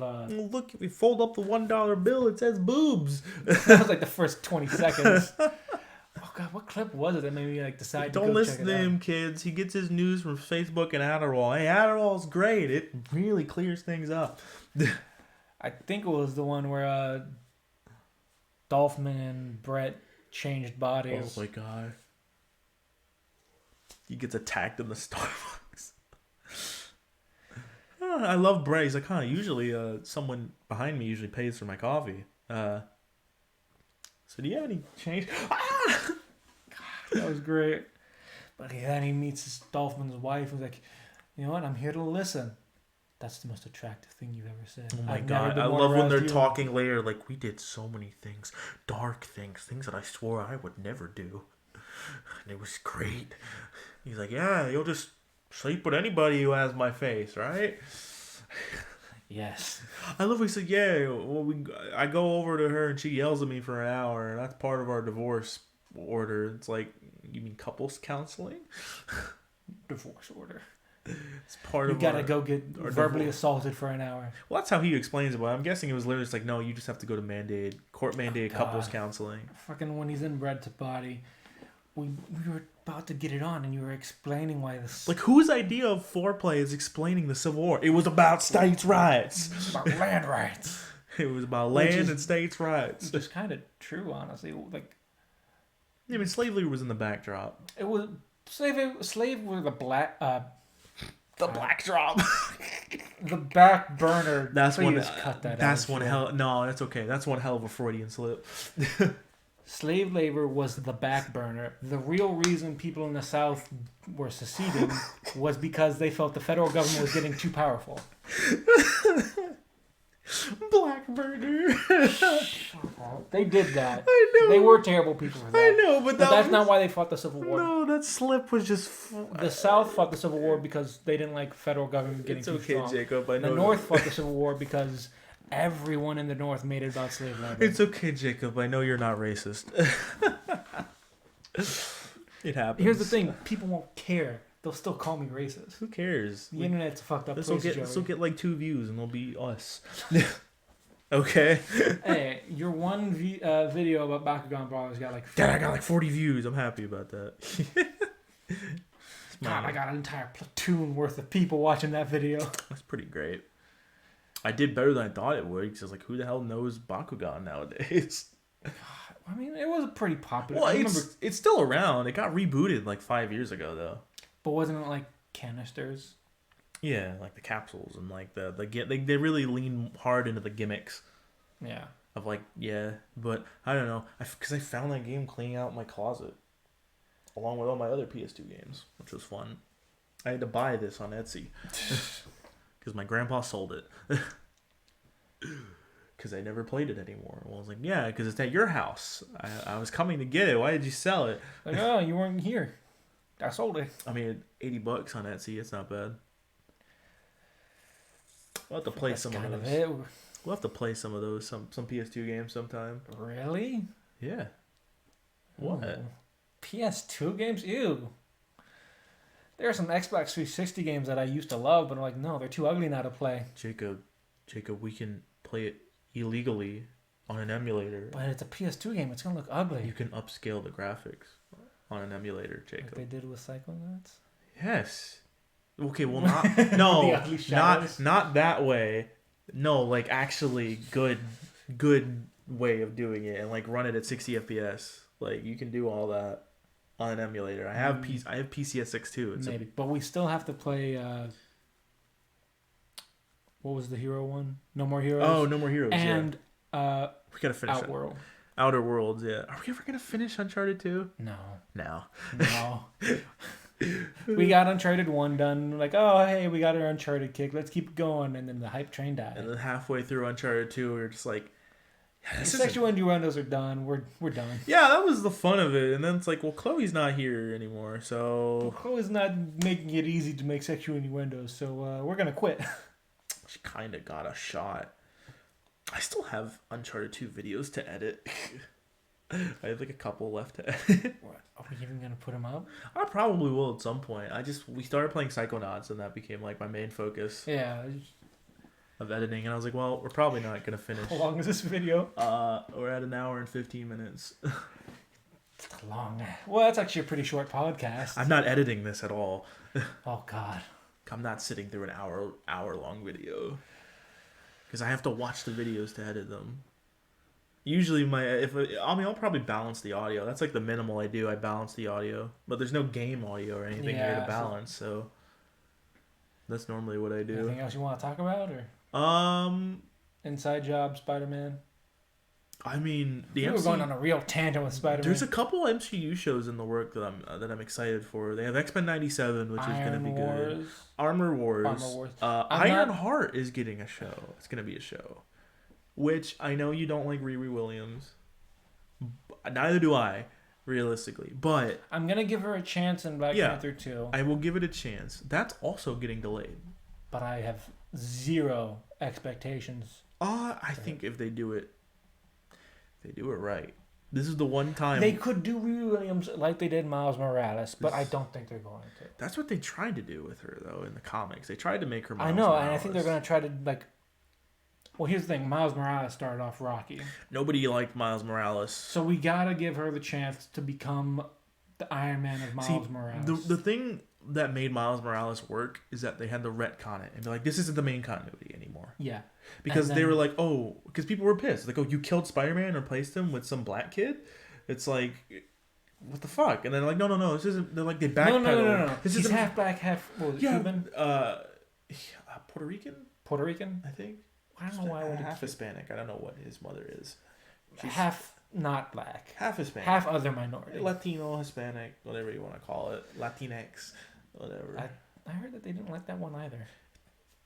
Nobody knows what the fuck we want to call ourselves nowadays, alright? I say Hispanic. Sometimes I say Latino. I'll never fucking say Latinx. Because it needs to be gender neutral. No. That just sounds dumb. That's like when they tried to fucking... super feminists tried to say like woman with an X. It's like you spell woman with an X. You spell you spell woman, but take the A out for an X, but it's still pronounced woman. I saw something where it was like we prefer gender neutral terms or terms that don't for no reason have man, so we don't use human. Dude, I don't know about you, but like guy. They didn't say German. Like guy and bro are like neutral terms for me. Yeah. Cause like I can go to a group of men and women like, hey guys. I think dude's pretty neutral. I think dude and bro are pretty neutral. It's like dude. I call my mom dude. Like. But dude is more of like an angry thing. Dude, the fuck? Dude, or like bro. Like, hey bro, what's up? Like I can go to a girl and be like, hey, what's up, bro? I don't think I guess it's all perception really, but I don't think it's that bad. I don't know. Let's not talk politics. Yeah. This isn't politics. But like, because like they backpedaled. Like, okay, no, this is a main continuity. The real Peter Parker's still alive. This was just his universe. This is just an off-branch. The ultimate universe is Peter Parker. God, But then Miles Morales became like very popular. He became pop because then they started, still had their original, but they liked this new because taste. then they started, because it was a new take, and they actually made Miles like an interesting character. They gave him actual backstory rather than just being, oh, I'm the new Spider-Man. Same thing with Spider-Gwen. Which was the problem with Riri Williams both times. Spider-Gwen was really good too, because it was like, oh, it's just something different. This is what if Gwen Stacy got bit by the spider, and then Peter Parker becomes the lizard, yeah, because he wants to be a hero too. Riri Williams, both times they did. Like, they tried it with one comic, they rebooted it, tried it again. Both times. Because her backstory was so bad. The first time it was, she's literally doing this because... Her motivation was only, I'm doing this because someone told me I couldn't. Because I asked him to tell me I couldn't. Because I asked him to tell me I couldn't. Because literally she's like, I want to be the next Tony Stark. And her teacher was like, cool, you can do that. No, she wanted to be a rocket scientist, and the teacher was supportive of that. Yeah, it's like, you can do that. And she was like upset at that, and she was like, well, what's the matter? I was like, I was hoping you... Her teacher was an old white lady, by the way. See, the thing is, if they do it right, they in the MCU, they can make her a likable character. Yeah, so it was like, I want to be a rocket scientist. Old white lady who was like, teacher's like supportive. It was like, oh, I was hoping you tell me I couldn't. Let's see what they do with Miss Marvel. Ms. Marvel also has potential to be great. Miss Marvel was also a really kind of divisive character because she is Middle Eastern. But here's the thing. I feel like if they don't focus, like, obviously there's going to be, like, bits here and there. Because I don't know how they're going to do her origin, because her whole design was that it's like, okay, we can't make her a mutant because Fox owns mutants. So it was what was it? It was like the tetragen bomb that like made the Inhumans. It made the Inhumans, yeah, because so they had to make the Inhumans because of the deal with Fox, they owned any character that was a mutant automatically, even if it was a new character. It's like, okay, that's why Marvel created the Inhumans. It's a fucking great thing about comics. You want to create new characters with the same powers? Oh, cool. So I don't know how they're going to do her backstory, unless they say it was because of the snap. Well, the excess... A lot of people say that the excess radiation from the snap could create the X gene, awaken the X gene. Awaken the X gene, create the Inhuman gene. It could make sense. I'm really... there really has been enough repercussions. It could awaken the X gene. Anyone who doesn't have the X gene could become an altered to be in the Inhuman. Which is kind of cool. They could also... Fuck. I want them to introduce the Fantastic Four. Please. They need to. It's about time. You could literally still make them a 1950s family. All you have to just say is like, oh, they were stuck in the negative zone. Yeah, negative zone. Where time works differently. So I think Ms. Marvel has potential to be very great because essentially she is a self-insert for anyone. She's like, people say the reason Master Chief was so great was because anyone could just slip into the armor and be Master Chief. Yeah, because he doesn't have a face. It could be anyone in there. And he barely talked in the first few years. Yeah. She has that potential, but for, comic fans. Like, look, anybody could have become an Inhuman. Yeah, like, oh, she's one of you. She's a fan. She's a fan. Yeah. Which, I don't know, the Avengers game did it kind of okay. She was a little cringe. She was cringe. Because she was a little too fangirly for me. She needs to be like, oh my gosh, I know about you. I have a poster. You know what? I think Peter Parker was a good benchmark for that. Like, yes, he was a fan of the Avengers, but he wasn't like super. So they need to make her like Peter Parker, but less jokey. Yeah, just a little less jokey. Not too fangirly. Like, obviously, it's like, okay. So like, okay, let's say the intro with Spider-Man and Civil War is like, hi, Mr. Yeah, and then it was a little off because his new suit. Sorry, Mr. The suit's great. It's perfect. We're not doing it back and forth. So yeah. Like for her, it would be like show up. Hi. I know all of you. You don't know me though. Yeah. I'm new. I just got my powers. It could be good. It could be good. We'll see where it goes. The She-Hulk series also could be good. Echo is also getting her own series. Who's Echo? Echo is a very not known character. No, she is the adopted daughter of Wilson Fisk. She is a Daredevil character. Oh, supporting character for Daredevil. Wasn't she in the movie? The live action movie? No, that was Elektra. Oh. Never mind. Echo, she's a more new character. I think she was created in the 90s. Oh, okay, then I don't know who she is. She's the adopted daughter of Wilson Fisk, the Kingpin. And she's like known to be with, I don't think she's a love interest for Daredevil, but she's a part of Daredevil's like cast. Which also breeds more rumors that Daredevil might be coming back because Charlie Cox. There's like Charlie Cox as Daredevil could be appearing in No Way Home. There's rumors he's gonna appear in She-Hulk because she's a lawyer. I don't know why, but I just remembered something hilarious. What? Felicia, whatever her name is. Felicia Hardy? Black Cat. Yeah. I remember watching Well, in she the said, cartoon, she had like a crush on Spider-Man. yeah. But in the cartoon, Spider-Man was like actually a high schooler, and she found out like, oh my god, I was crushing on a freaking minor. Oh no, we're done. I just want that. And Tom Holland Spider-Man is like an actual adult lady is like, flirting with him. Oh, you're just a high schooler? And it's like, oh my god, I was flirting with a high schooler? Gross. this is a new love in my life. And I'm a criminal. Honestly, I also can't wait for Spider-Man 2, the game. There was a game for Spider-Man where like you could be good or evil. Oh, Spider-Man Web of Shadows. Yeah. I have that game. And like you could like side with like romance Felicia. Yeah, I don't think it's here though. I think it's down there. Oh But my I have that god.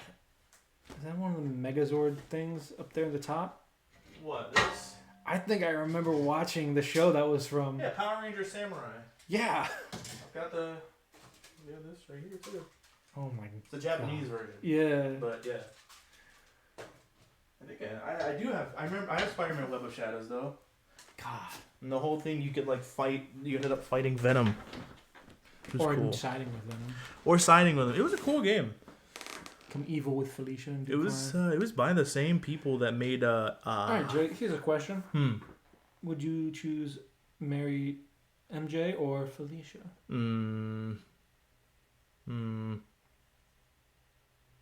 I don't. Well, probably Felicia.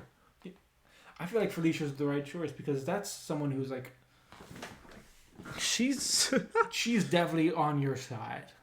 yeah. Like you could be in the wrong and she'd still back you. All those games were made in like within a year of each other because Web of Shadows is the same people that made Shattered Dimensions and Edge of Time. I don't know the Edge of Time one. Edge of Time was the one with Spider-Man 2099 and regular Spider-Man. Like the time travel thing. I don't know much about it though, but It was I know fun. It had Atrocity in it, which was a fusion of Anti-Venom and Doc Ock. It was like cool. The concept was cool because it was like, okay, whatever Peter does in the past affects Miguel in the future. But I like the storyline for Felicia where Peter's an adult. She has a crush on him as Black Cat, so she gets superpowers to try to join him. Yeah. But she still also kind of wants to be an evil. That's why I think Spider-Man PS4 did a good job of that too, because it's like, they have a history together. I love that when she's like lies about having a son. He's like, oh fuck, wait. He's like, hey MJ, you know how me and Felicia kind of dated when we were apart? Yeah, and we kind of so there might be a small chance that I'm the father. But that was like a lie. Yeah, she didn't actually have a son. Okay. It was just something. It was emotional manipulation because she was still trying. That's what I don't like those versions of her. I kind of do. Where she's like manipulative. Yeah, because that's how she is. But you can very tell that she still does. That's the version of her I'd say no to. I love that version of her because they actually hooked up. It's actually confirmed they hooked up, which I think is just hilarious. Oh yeah. Because he's like, well, and then MJ gets mad. He's like, well, I mean, we were on a break. We weren't together. We broke up. You can't get mad at me for dating someone when we weren't dating. We broke up. Sorry. I'm allowed to live my life. Don't get mad at me. I can't wait for Spider-Man 2. And also, Marvel's Wolverine. Oh, yeah. That's going to be interesting. Wasn't Silver Sable in Spider-Man? Yeah, she was. I feel like there was a lot of female characters in there. And they were not in a bad way, but like in and they were in the best way. They were definitely they were made to be attractive. In the best way. A lot of not fan service, but like thick. Hey, look at all these not too shabby ladies. They're pretty good looking. Yeah, I mean they were good. They're supposed to be attractive. Silver Sable was definitely attractive, but I'm not saying like it was. Well, I don't think it was. It wasn't full out fan service. It was more like she was fit because she's a soldier. I expect her to be fit. So that's the thing when people are like, "Oh, we should have fat superheroes." No, we shouldn't. No, you shouldn't. These are unless it's like the Blob. Most superheroes, yeah, but he's fat because he's a mutant. Well, like I'm saying, like unless it has something to do with their power. But if it has something to do with their powers, that's fine. But in other words, don't expect Captain America. Captain America has a crazy metabolism. Like here's the thing. You look at Silver Sable and Black Cat. It's like okay, they have to be in good shape to do what they do. Black Cat has to be able to squeeze through vents to get to her. Yeah, and Silver Sable's a trained soldier. Of her own PMC, so runs her own PMC, so fucking New Mutants comic that never came out. fast track. Did you ever read Ultimatum? No. Which was how they ended the Ultimate Universe? No. Oh my god, everybody dies. Well, you know the New Mutants. Yeah. You had the internet kid. I don't remember his name. Oh god. Screen Time. Screen Time. B negative. The kind of Morpheus spinoff. B negative. He seemed good. He was because that's something I can see happening. It's like, okay, he got a blood transfusion from Michael Morbius, which would probably do something like that. Then you had. Then you had Fast Track, the girl who was had the magic backpack. Who was essentially Dora the Explorer, because I think she was actually Mexican. Yes. She might not be. If she wasn't, she was Hispanic of some sort. But I think she was supposed to be Mexican with like Aztec history. Yeah. So maybe not. And then you had good old Snowflake in Safe Space. Do you know what Snowflake's power was? Yeah, to make ice crystals. No, snowflakes. They have to be in the shape of snowflakes. Doesn't matter how big or small, but it has to be in the shape of a snowflake. You know what was kind of cool? They had potential. Safe space to be like, because I kind of get what they're trying to do. They're trying to take those like derogatory terms. They were trying to take that people use to make fun of people. they were trying to take away the terms and make it and flip it, but it didn't click. Safe space can only create force fields when he's protecting other people. That's so situational. Yeah, it's like if it's him and then 10 feet away from him are people in danger, he can't. When I design a superhero, the first thing I think about is, okay, how are they going to use their power in a fight? Like, how is Screen Time going to use being connected to the internet in a fight? Drones. How's she going to use it? Well, okay, that makes sense. Okay, fair enough. But how is like fucking Fast Track supposed to take her backpack off in the middle of a fight and just pull stuff out of it? Like, I don't know. Wait, does she actually pull It's a magic backpack. So she's literally just Dora the Explorer? Jacob, it's the backpack. She can pull anything. Literally just Dora the she can pull anything she needs out of the Dora backpack. The Explorer? Because they could sue. Nickelodeon. Nickelodeon needs to sue over that. Because that is literally just a rip off of Dora the Explorer. Well, yeah. Well, actually, Nickelodeon and by extension, Warner. So, yeah, Warner Brothers. Warner needs to sue. Well, comic never released, so I guess they can't sue yet. She was literally that was her power. The backpack was magic, and she could pull basically anything out of it. But like, how are you supposed to use that in a fight? Someone could just take the backpack from you. By that logic, how is Batman supposed to use his utility belt? Someone could just take that from him. You try taking something from Batman. Try taking something from her. Oh yeah, from a fat Mexican girl. Yeah, I'll just take it and run. Well, I'm just saying. Like. Yeah. Okay, look. Let me put it this way. She's supposed to be a B-tier hero. You will have. Let me put it this way, Jacob. You will have an easier time taking the backpack off of a fat Mexican girl than you will off of the fucking Batman. Than taking Batman's utility belt off. I don't know. They're too flexible. It'd be hard to get them off the arms. Shit, yeah. I thought about that. I was like, how's she gonna take it off? She's like, hold on. Hold on. Here's the solution, Joey. She wears it like those people who wear it in the front. Oh, maybe that is actually how she does it. Oh, they can't see what I'm doing, but like she wears it in the front, she unzips it, and she's just pulling shit out. Okay, that's practical, I guess, but like I don't know, you still just cut the straps. It's a magic backpack. How are you gonna cut the straps? Oh, they never said it was magical in the sense that it couldn't be damaged. They never said it was. Don't assume it's a regular backpack. Jacob, the comic got canceled. Who gives a shit? We laughed it off the internet. It was great. I'm not intolerant, by the way. I just think it was stupid. If you want to have was cool. Screen Time I could see working. Just get rid of fucking internet gas. All you could just say is that like nano machines or something. Nano machines to connect the brain to the internet automatically. Yeah, which that could actually be kind of cool. I don't see that as like a fighting character though. I see that more as like a guy in the chair type character. Yeah, that's what I'm saying. Like he's controlling drones. He's the recon guy. He doesn't really. He can fight, but he doesn't usually. I actually had ideas for supervillains whose whole shtick is drones. They have like 5 different types of drones, from smallest to biggest. Mm-hmm. Some of them are kamikazes. The biggest ones have like assault rifles. I mean, that would be cool. But it's just the one because if you had a fleet of drones, I mean, I guess that would be cool. But his base is like a light tower. And then you got stuff like I Am Not Starfire, which was a self-insert. If anyone's ever seen one. Here's the thing, though. Starfire has an actual daughter, Nightstar. Yeah. It's like I don't. They're trying to. Literally. artist or whoever the fuck was in charge of it literally just made her Her. look like herself. It was a self-insert of her. It was like, I remember when it first came out, people were like, is that supposed to be Blackfire? What? That's her. Oh, it wasn't.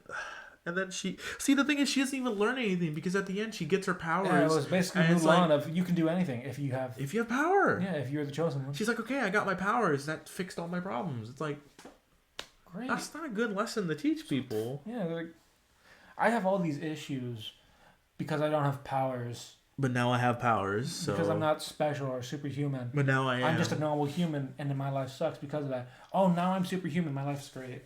It's like, I don't know. I've told you about the Mulan thing, right? About the water test. Yeah. Carrying 2 buckets of water, your arm straight out up a mountain. Yeah. She fails at it every time. So she's like, you know what? Fuck it. I'm going to use my magic chi powers to do it this time. And she succeeds. Whereas in the original Mulan, it was like, fuck it. I'm not strong enough. I'm not fast enough. I don't have the same endurance. I'll be smart about it. I'll use the weights as leverage to climb the pole. I'm going to use my flexibility to kick this dude in the fucking jaw. Yeah. Honestly. And eventually she did build up the muscle to carry the pole with the 2 weights on it. It just took her longer. Yeah. Which, I mean, that's fair. I mean, guys build muscle faster, so of course it'd take her like an extra week and a half to build up that muscle. Yeah. I mean, honestly, Disney needs to stop remaking their movies. Okay. They need I don't want to say remake guys build muscle faster because it really depends on the body type. Build muscle differently, I'll say. I am, even among guys, there's like different body types. You have the skinny guy who has a hard time building muscle, but he can lose weight no problem. Well, even then, just biologically. And then you have people like me who have a hard time getting rid of this belly I got, but I can build fucking muscle like Look, no well, problem. it's one of those things like men just by default have more upper body strength. Well, here's the thing. I'm more like leg strength. Like when I first started doing CrossFit, I started losing weight, but then I started building back weight faster than I was losing it. Yeah. So my weight went back up, but it was mostly muscle. I never got rid of my gut. I still had a pudgy belly. That's not even the same thing. I mean, you look at most like strong men; they have like a gut. Yeah, but mine's pudgy and jiggly. Theirs is like fucking one punch ab. it, you break It's your wrist. one fucking ab. It is one ab. Mine's pudgy. Well, it is what it is. It is what it is. Like I'll never have. DC has kind of just become a laughing stock lately, because like you put out I Am Not Starfire, and then you put out Gotham High. Like they're putting out all these graphic novels instead of comics because they think the Bat Family webtoon comic. And they're branching out to webtoons, yeah.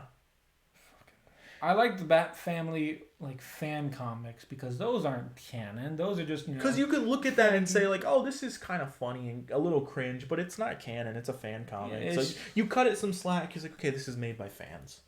And when it's actually like a canon thing, I could understand like if they say like, okay, we're gonna support this. We're gonna like pay these people to make specifically that comic, but we're not gonna like do anything with it. It's just gonna be like a small fun thing for fans. Yeah. This is like an actual comic with like an actual progressing story, I think. Do you have work today?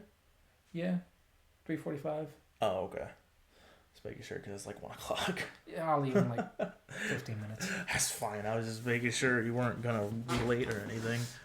But yeah, Marvel isn't that much better, but at least they're still doing some stuff I'm still interested in. Like House of X is still pretty good. Oh yeah,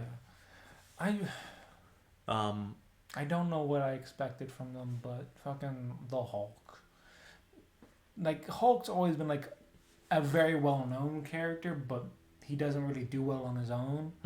But I love his stories where he's like the bad guy, even if he doesn't want to be. Like whether he's a monster or just a misunderstood person, I do enjoy the stories where he's on the run, been hunted down by the military, by Ross. Supposedly there's a Thunderbolts movie in the works. God, yes. Fucking Abomination looking comic book accurate. Which would be kind of cool. I don't know who would be on Shang-Chi. it. I guess there'd be... I think the rumor is that... Because Marvel's confirmed there's a Thunderbolts movie in the works. Yeah. We don't know who's in it. But it's probably... The theories now is it's going to be Abomination, probably Taskmaster. God, I hope it's Johnny. Johnny Masters? Johnny or Anthony? Yeah, Anthony Masters. Anthony Masters. Taskmaster, Zemo, but he's dead, so... Second AI Zemo, like in What If. Oh, yeah, I guess. Because it was in a SHIELD base. That's true. Ross found that one last serum of Super Soldier Serum for Captain America. It wouldn't be too hard to believe he found like a backup drive of Zemo. I think they said, yeah, it'll be U.S. Agent. U.S. And maybe I don't know who else it would be. U.S. agent, except for killing that terrorist dude, did no wrong. Okay, but even then, I feel like he was not necessarily justified, but they killed his friend. I'm not. Yeah, see, he shouldn't have killed him, but he was totally fine to be angry and, want vengeance. Yeah. He definitely had a reason to be taken off as the U.S. agent because of that, because that was definitely a big no-no. Yeah. Other than that, he was an actually okay person. He was a good person for the most part. He made one lapse in judgment. Because he was fueled by rage over the death of his friend, who, to be fair, they had just killed. Yeah, so he made a bad choice in the heat of the moment. That wasn't even the lady going against the other's back. That was actually them doing it. Yeah. So, I don't... The lady was the one who was So U.S. agent went against the other terrorist back and killed people. I don't know who the last member... Well, I guess Ross himself. I don't know if they're going to do Red Hulk. I don't think they should do Red Hulk yet. If anything, I heard they might start the Red Hulk storyline with AIM. Because Red Hulk he gets hotter as he gets angrier, and AIM was about heat-based superhumans. Extremis, yeah. So maybe AIM is still a thing. An extremis person. Someone from extremis. They haven't done anything with AIM since Iron Man 3. I know, and that's a shame. Because they're supposed to be the evil Shield, basically. Well, they're supposed to be an evil, smaller version of Shield in that they have secret labs. They created MODOK. What do you think they should... Do you think they should introduce MODOK, and if so, how? The big brain, or what? I mean, they probably have to. But do you think he should be a fucking giant head with tiny arms and legs? Yes. I think that'd be funny. I don't think that would... If they have Jim Carrey voicing it, it'll be fine. Because that's the rumored casting. You maybe just have turned me. Because I'm just saying, you can do it. He did a very good Dr. Robotnik. Yeah, so, I mean, honestly, because that's the rumor right now, is that he's going to be MODOK. I could definitely see his face on a giant body with tiny arms and legs. With it, he can do it. I think he could pull off evil but funny. Because here's the thing, MODOK has never really, outside of the comics, MODOK has never really been taken seriously. Because he's a fucking giant head with tiny legs and arms. Yeah, and he can shoot a laser. He's mostly a thinker, not really a fighter. Not to be confused with the Thinker. That's DC. No, Marvel has a Thinker. Oh, they do? He's a Hulk villain. The guy with the big brain. brain. That's right. The giant fucking green head guy. Who wants to take over the Hulk's body. I don't know if he's actually in the comics or if he was just an Hulk the Animated Series villain. But I think he might have been added. He was definitely in there afterward. He wasn't. No, they tried to set him up in the Hulk movie, The Incredible Hulk. Yeah, with that one dude where the Hulk's blood dripped into his ear. But he was definitely in a comic at least after the animated series. Yeah. So he's officially canon. You think they're gonna do Grey Hulk? Mr. Fix-It? Yeah, Joe Fix-It. Yeah, Mr. Fix-It. No. You don't think so? No. I think they're done with Hulk. You think so? And I want them to be. Fucking Hulk's left as a fucking pathetic shadow of what he could have been. I think they could fix it if they make Grey Hulk. No. They can never fix Hulk for me unless they give him World Breaker. Oh, yeah, they already messed up World War Hulk. Here's the thing, they fucking stole his story and gave it to Thor. Yeah, because oh, wait, the arena. I'm it's a car. This is World War Hulk. Yeah. They even have the fucking images of the fucking other Asgardian dude. Yeah, Beta Ray Bill. Yeah, Beta Ray Bill on the tower. Yeah. Sad. Fucking Thor was better friends with... actually, no. Well, there's rumors they might be doing Beta Ray Bill at some point. Yeah, I think I heard about that. But the rock guy and the bug guy. Oh, Korg and... Meek. Those are supposed to be Hulk's friends. They're completely different from the comics, so I'm kind of okay with them not being friends with Hulk, because in World War Hulk, they are full-on slaves who are very much we're just living. I feel like we can do something with they can do something with them. They have to do something with Hulk because they went into Professor Hulk, which is just the worst version of Hulk. Yeah, it's fucking weaker and dumber regular Banner or Hulk. It's just Banner's brain and a weaker version of the Hulk's body. So and he's not even it seems like he's not as smart as he usually is. He's not. It's like a mix. Yeah, it's a mix. Like, oh yeah, he's smart. And Like he's like, oh, I got the kinda best strong. of both worlds. It's No, like, you got the no, okays of both worlds, which is yeah, better as an overall. But still not better. Like, Hulk's not an idiot. He just doesn't have full control of the body, so he's coming across as an idiot. yeah, it's like, Like when we see him in Ragnarok, he's actually pretty calm, pretty like sentient. Like he's not like Hulk smash or like he's talking he actually has like kind of full sentences. pretty much. Like But almost even near full then, sentences. he's not fully in control, because it's said that the only time Banner ever fully gives up control is World Breaker mode. Yeah, That's the whole only... rest of the time he's fighting back. Well, no, the rest of the time he's always like fighting or like, Holding all back. right, you can drive, but my foot's on the pedal. My foot's on the brake. Yeah, I'm ready to stop you and start. Yeah, that's literally struggling. World Breaker Hulk. It's like Banner's just like, Like, you know what? just No, go. you killed his entire family. You deserve this. I'm gonna let him do what he The wants. thing is that the Hulk is probably the strongest Avenger, like period. Because That's why his name is the strongest Avenger. yeah, but literally, yeah, not Captain Marvel. He can get literally because the angrier he gets, the stronger he gets. He can. World Breaker Hulk is called World Breaker Hulk for a reason. He can punch a planet. Well, like literally, like in the first introduction of World Breaker Hulk, of World War Hulk, he takes a step, and the entire eastern seaboard shakes. Yeah. And a guy responds like, "A few more steps like that, and we're gonna lose the East Coast." There's another later comic where he's on a world where he's allowed to go full breaker or World Breaker Hulk. Yeah. He fights I think a Red Hulk who's also in World Breaker mode. Mm-hmm. They punch each other. The punch incinerates the first half of the planet. Everyone on the first half of the planet. The second half gets killed by the shockwave. He's killed the whole planet. Well, he doesn't destroy the planet, but he kills everyone Kills on all the living with things the on it. force of impact between The their first two half blows. gets incinerated because of the strength of the punch, and then the others die from the shockwave. Yeah, so literally, not even getting directly hit, the World Breaker mode can still kill you when he's not fighting you. Jesus. It's alright.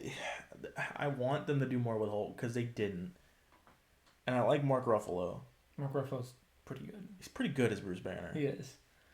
He's able of like being calm and intelligent, Yeah. but also kind of funny.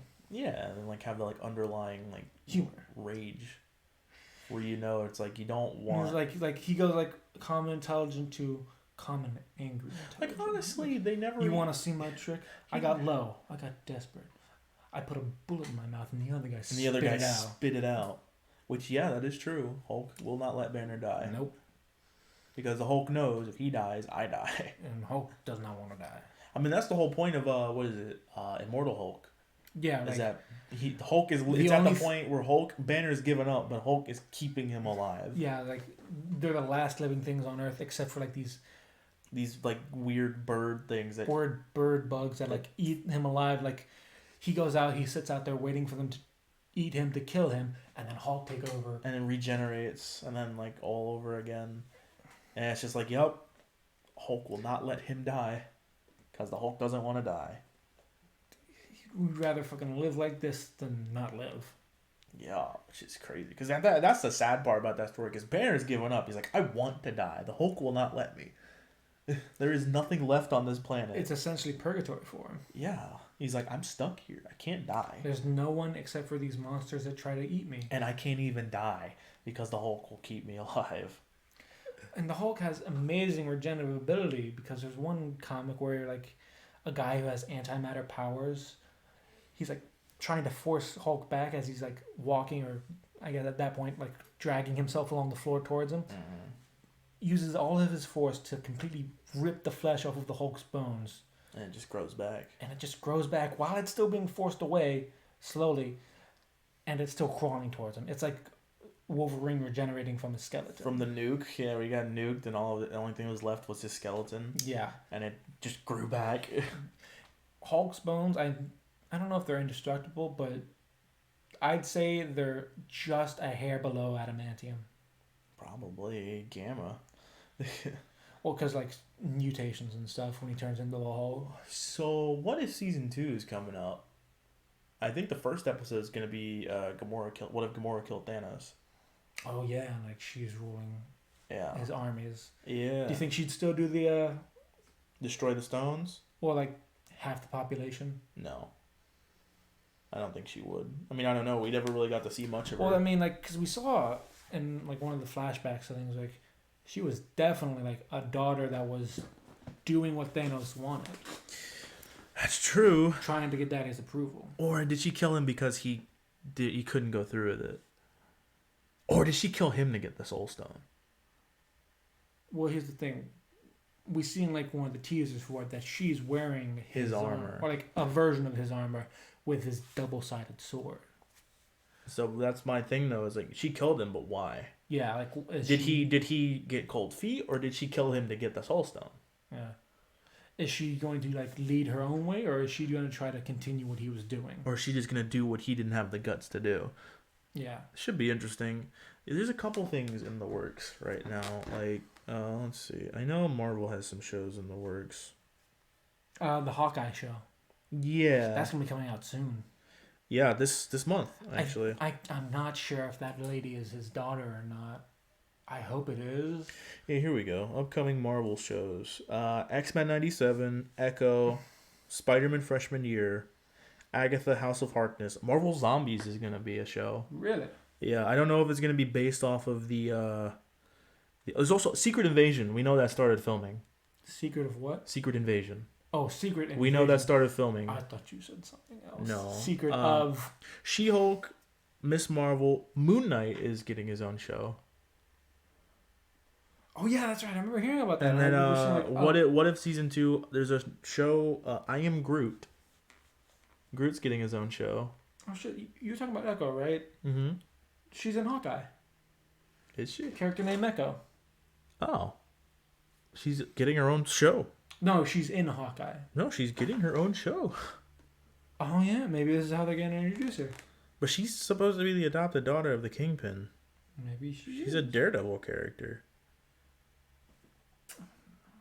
Oh, that's weird. No. What? I don't know. Hallie Steinfeld's playing Hawkeye. The replacement for Hawkeye. I want to know if she's his daughter or not. And then Ironheart is getting her own show, which is interesting. I love how people are putting Venom Let There Be Carnage in the Fuck?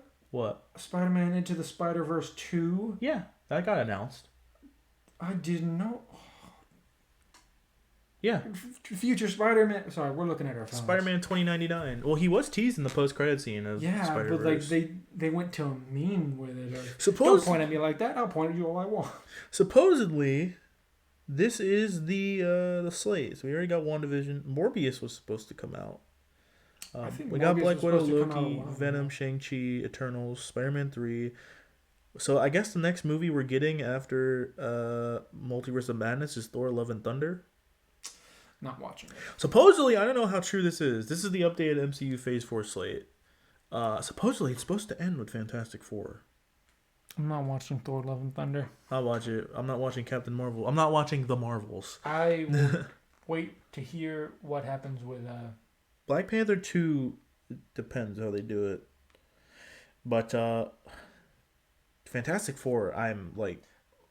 We have to get excited for Fantastic Four. It's Fantastic Four. They're like the last... Like staple characters. They're the only big group that people still care about, other than the X-Men. And we already know that's probably not coming till Phase 5. Yeah, unfortunately so. But it should be worth the wait, hopefully. Alright, we've been recording for almost 2 hours. Yeah, I was about to say that. Well, I guess this is the J&J podcast.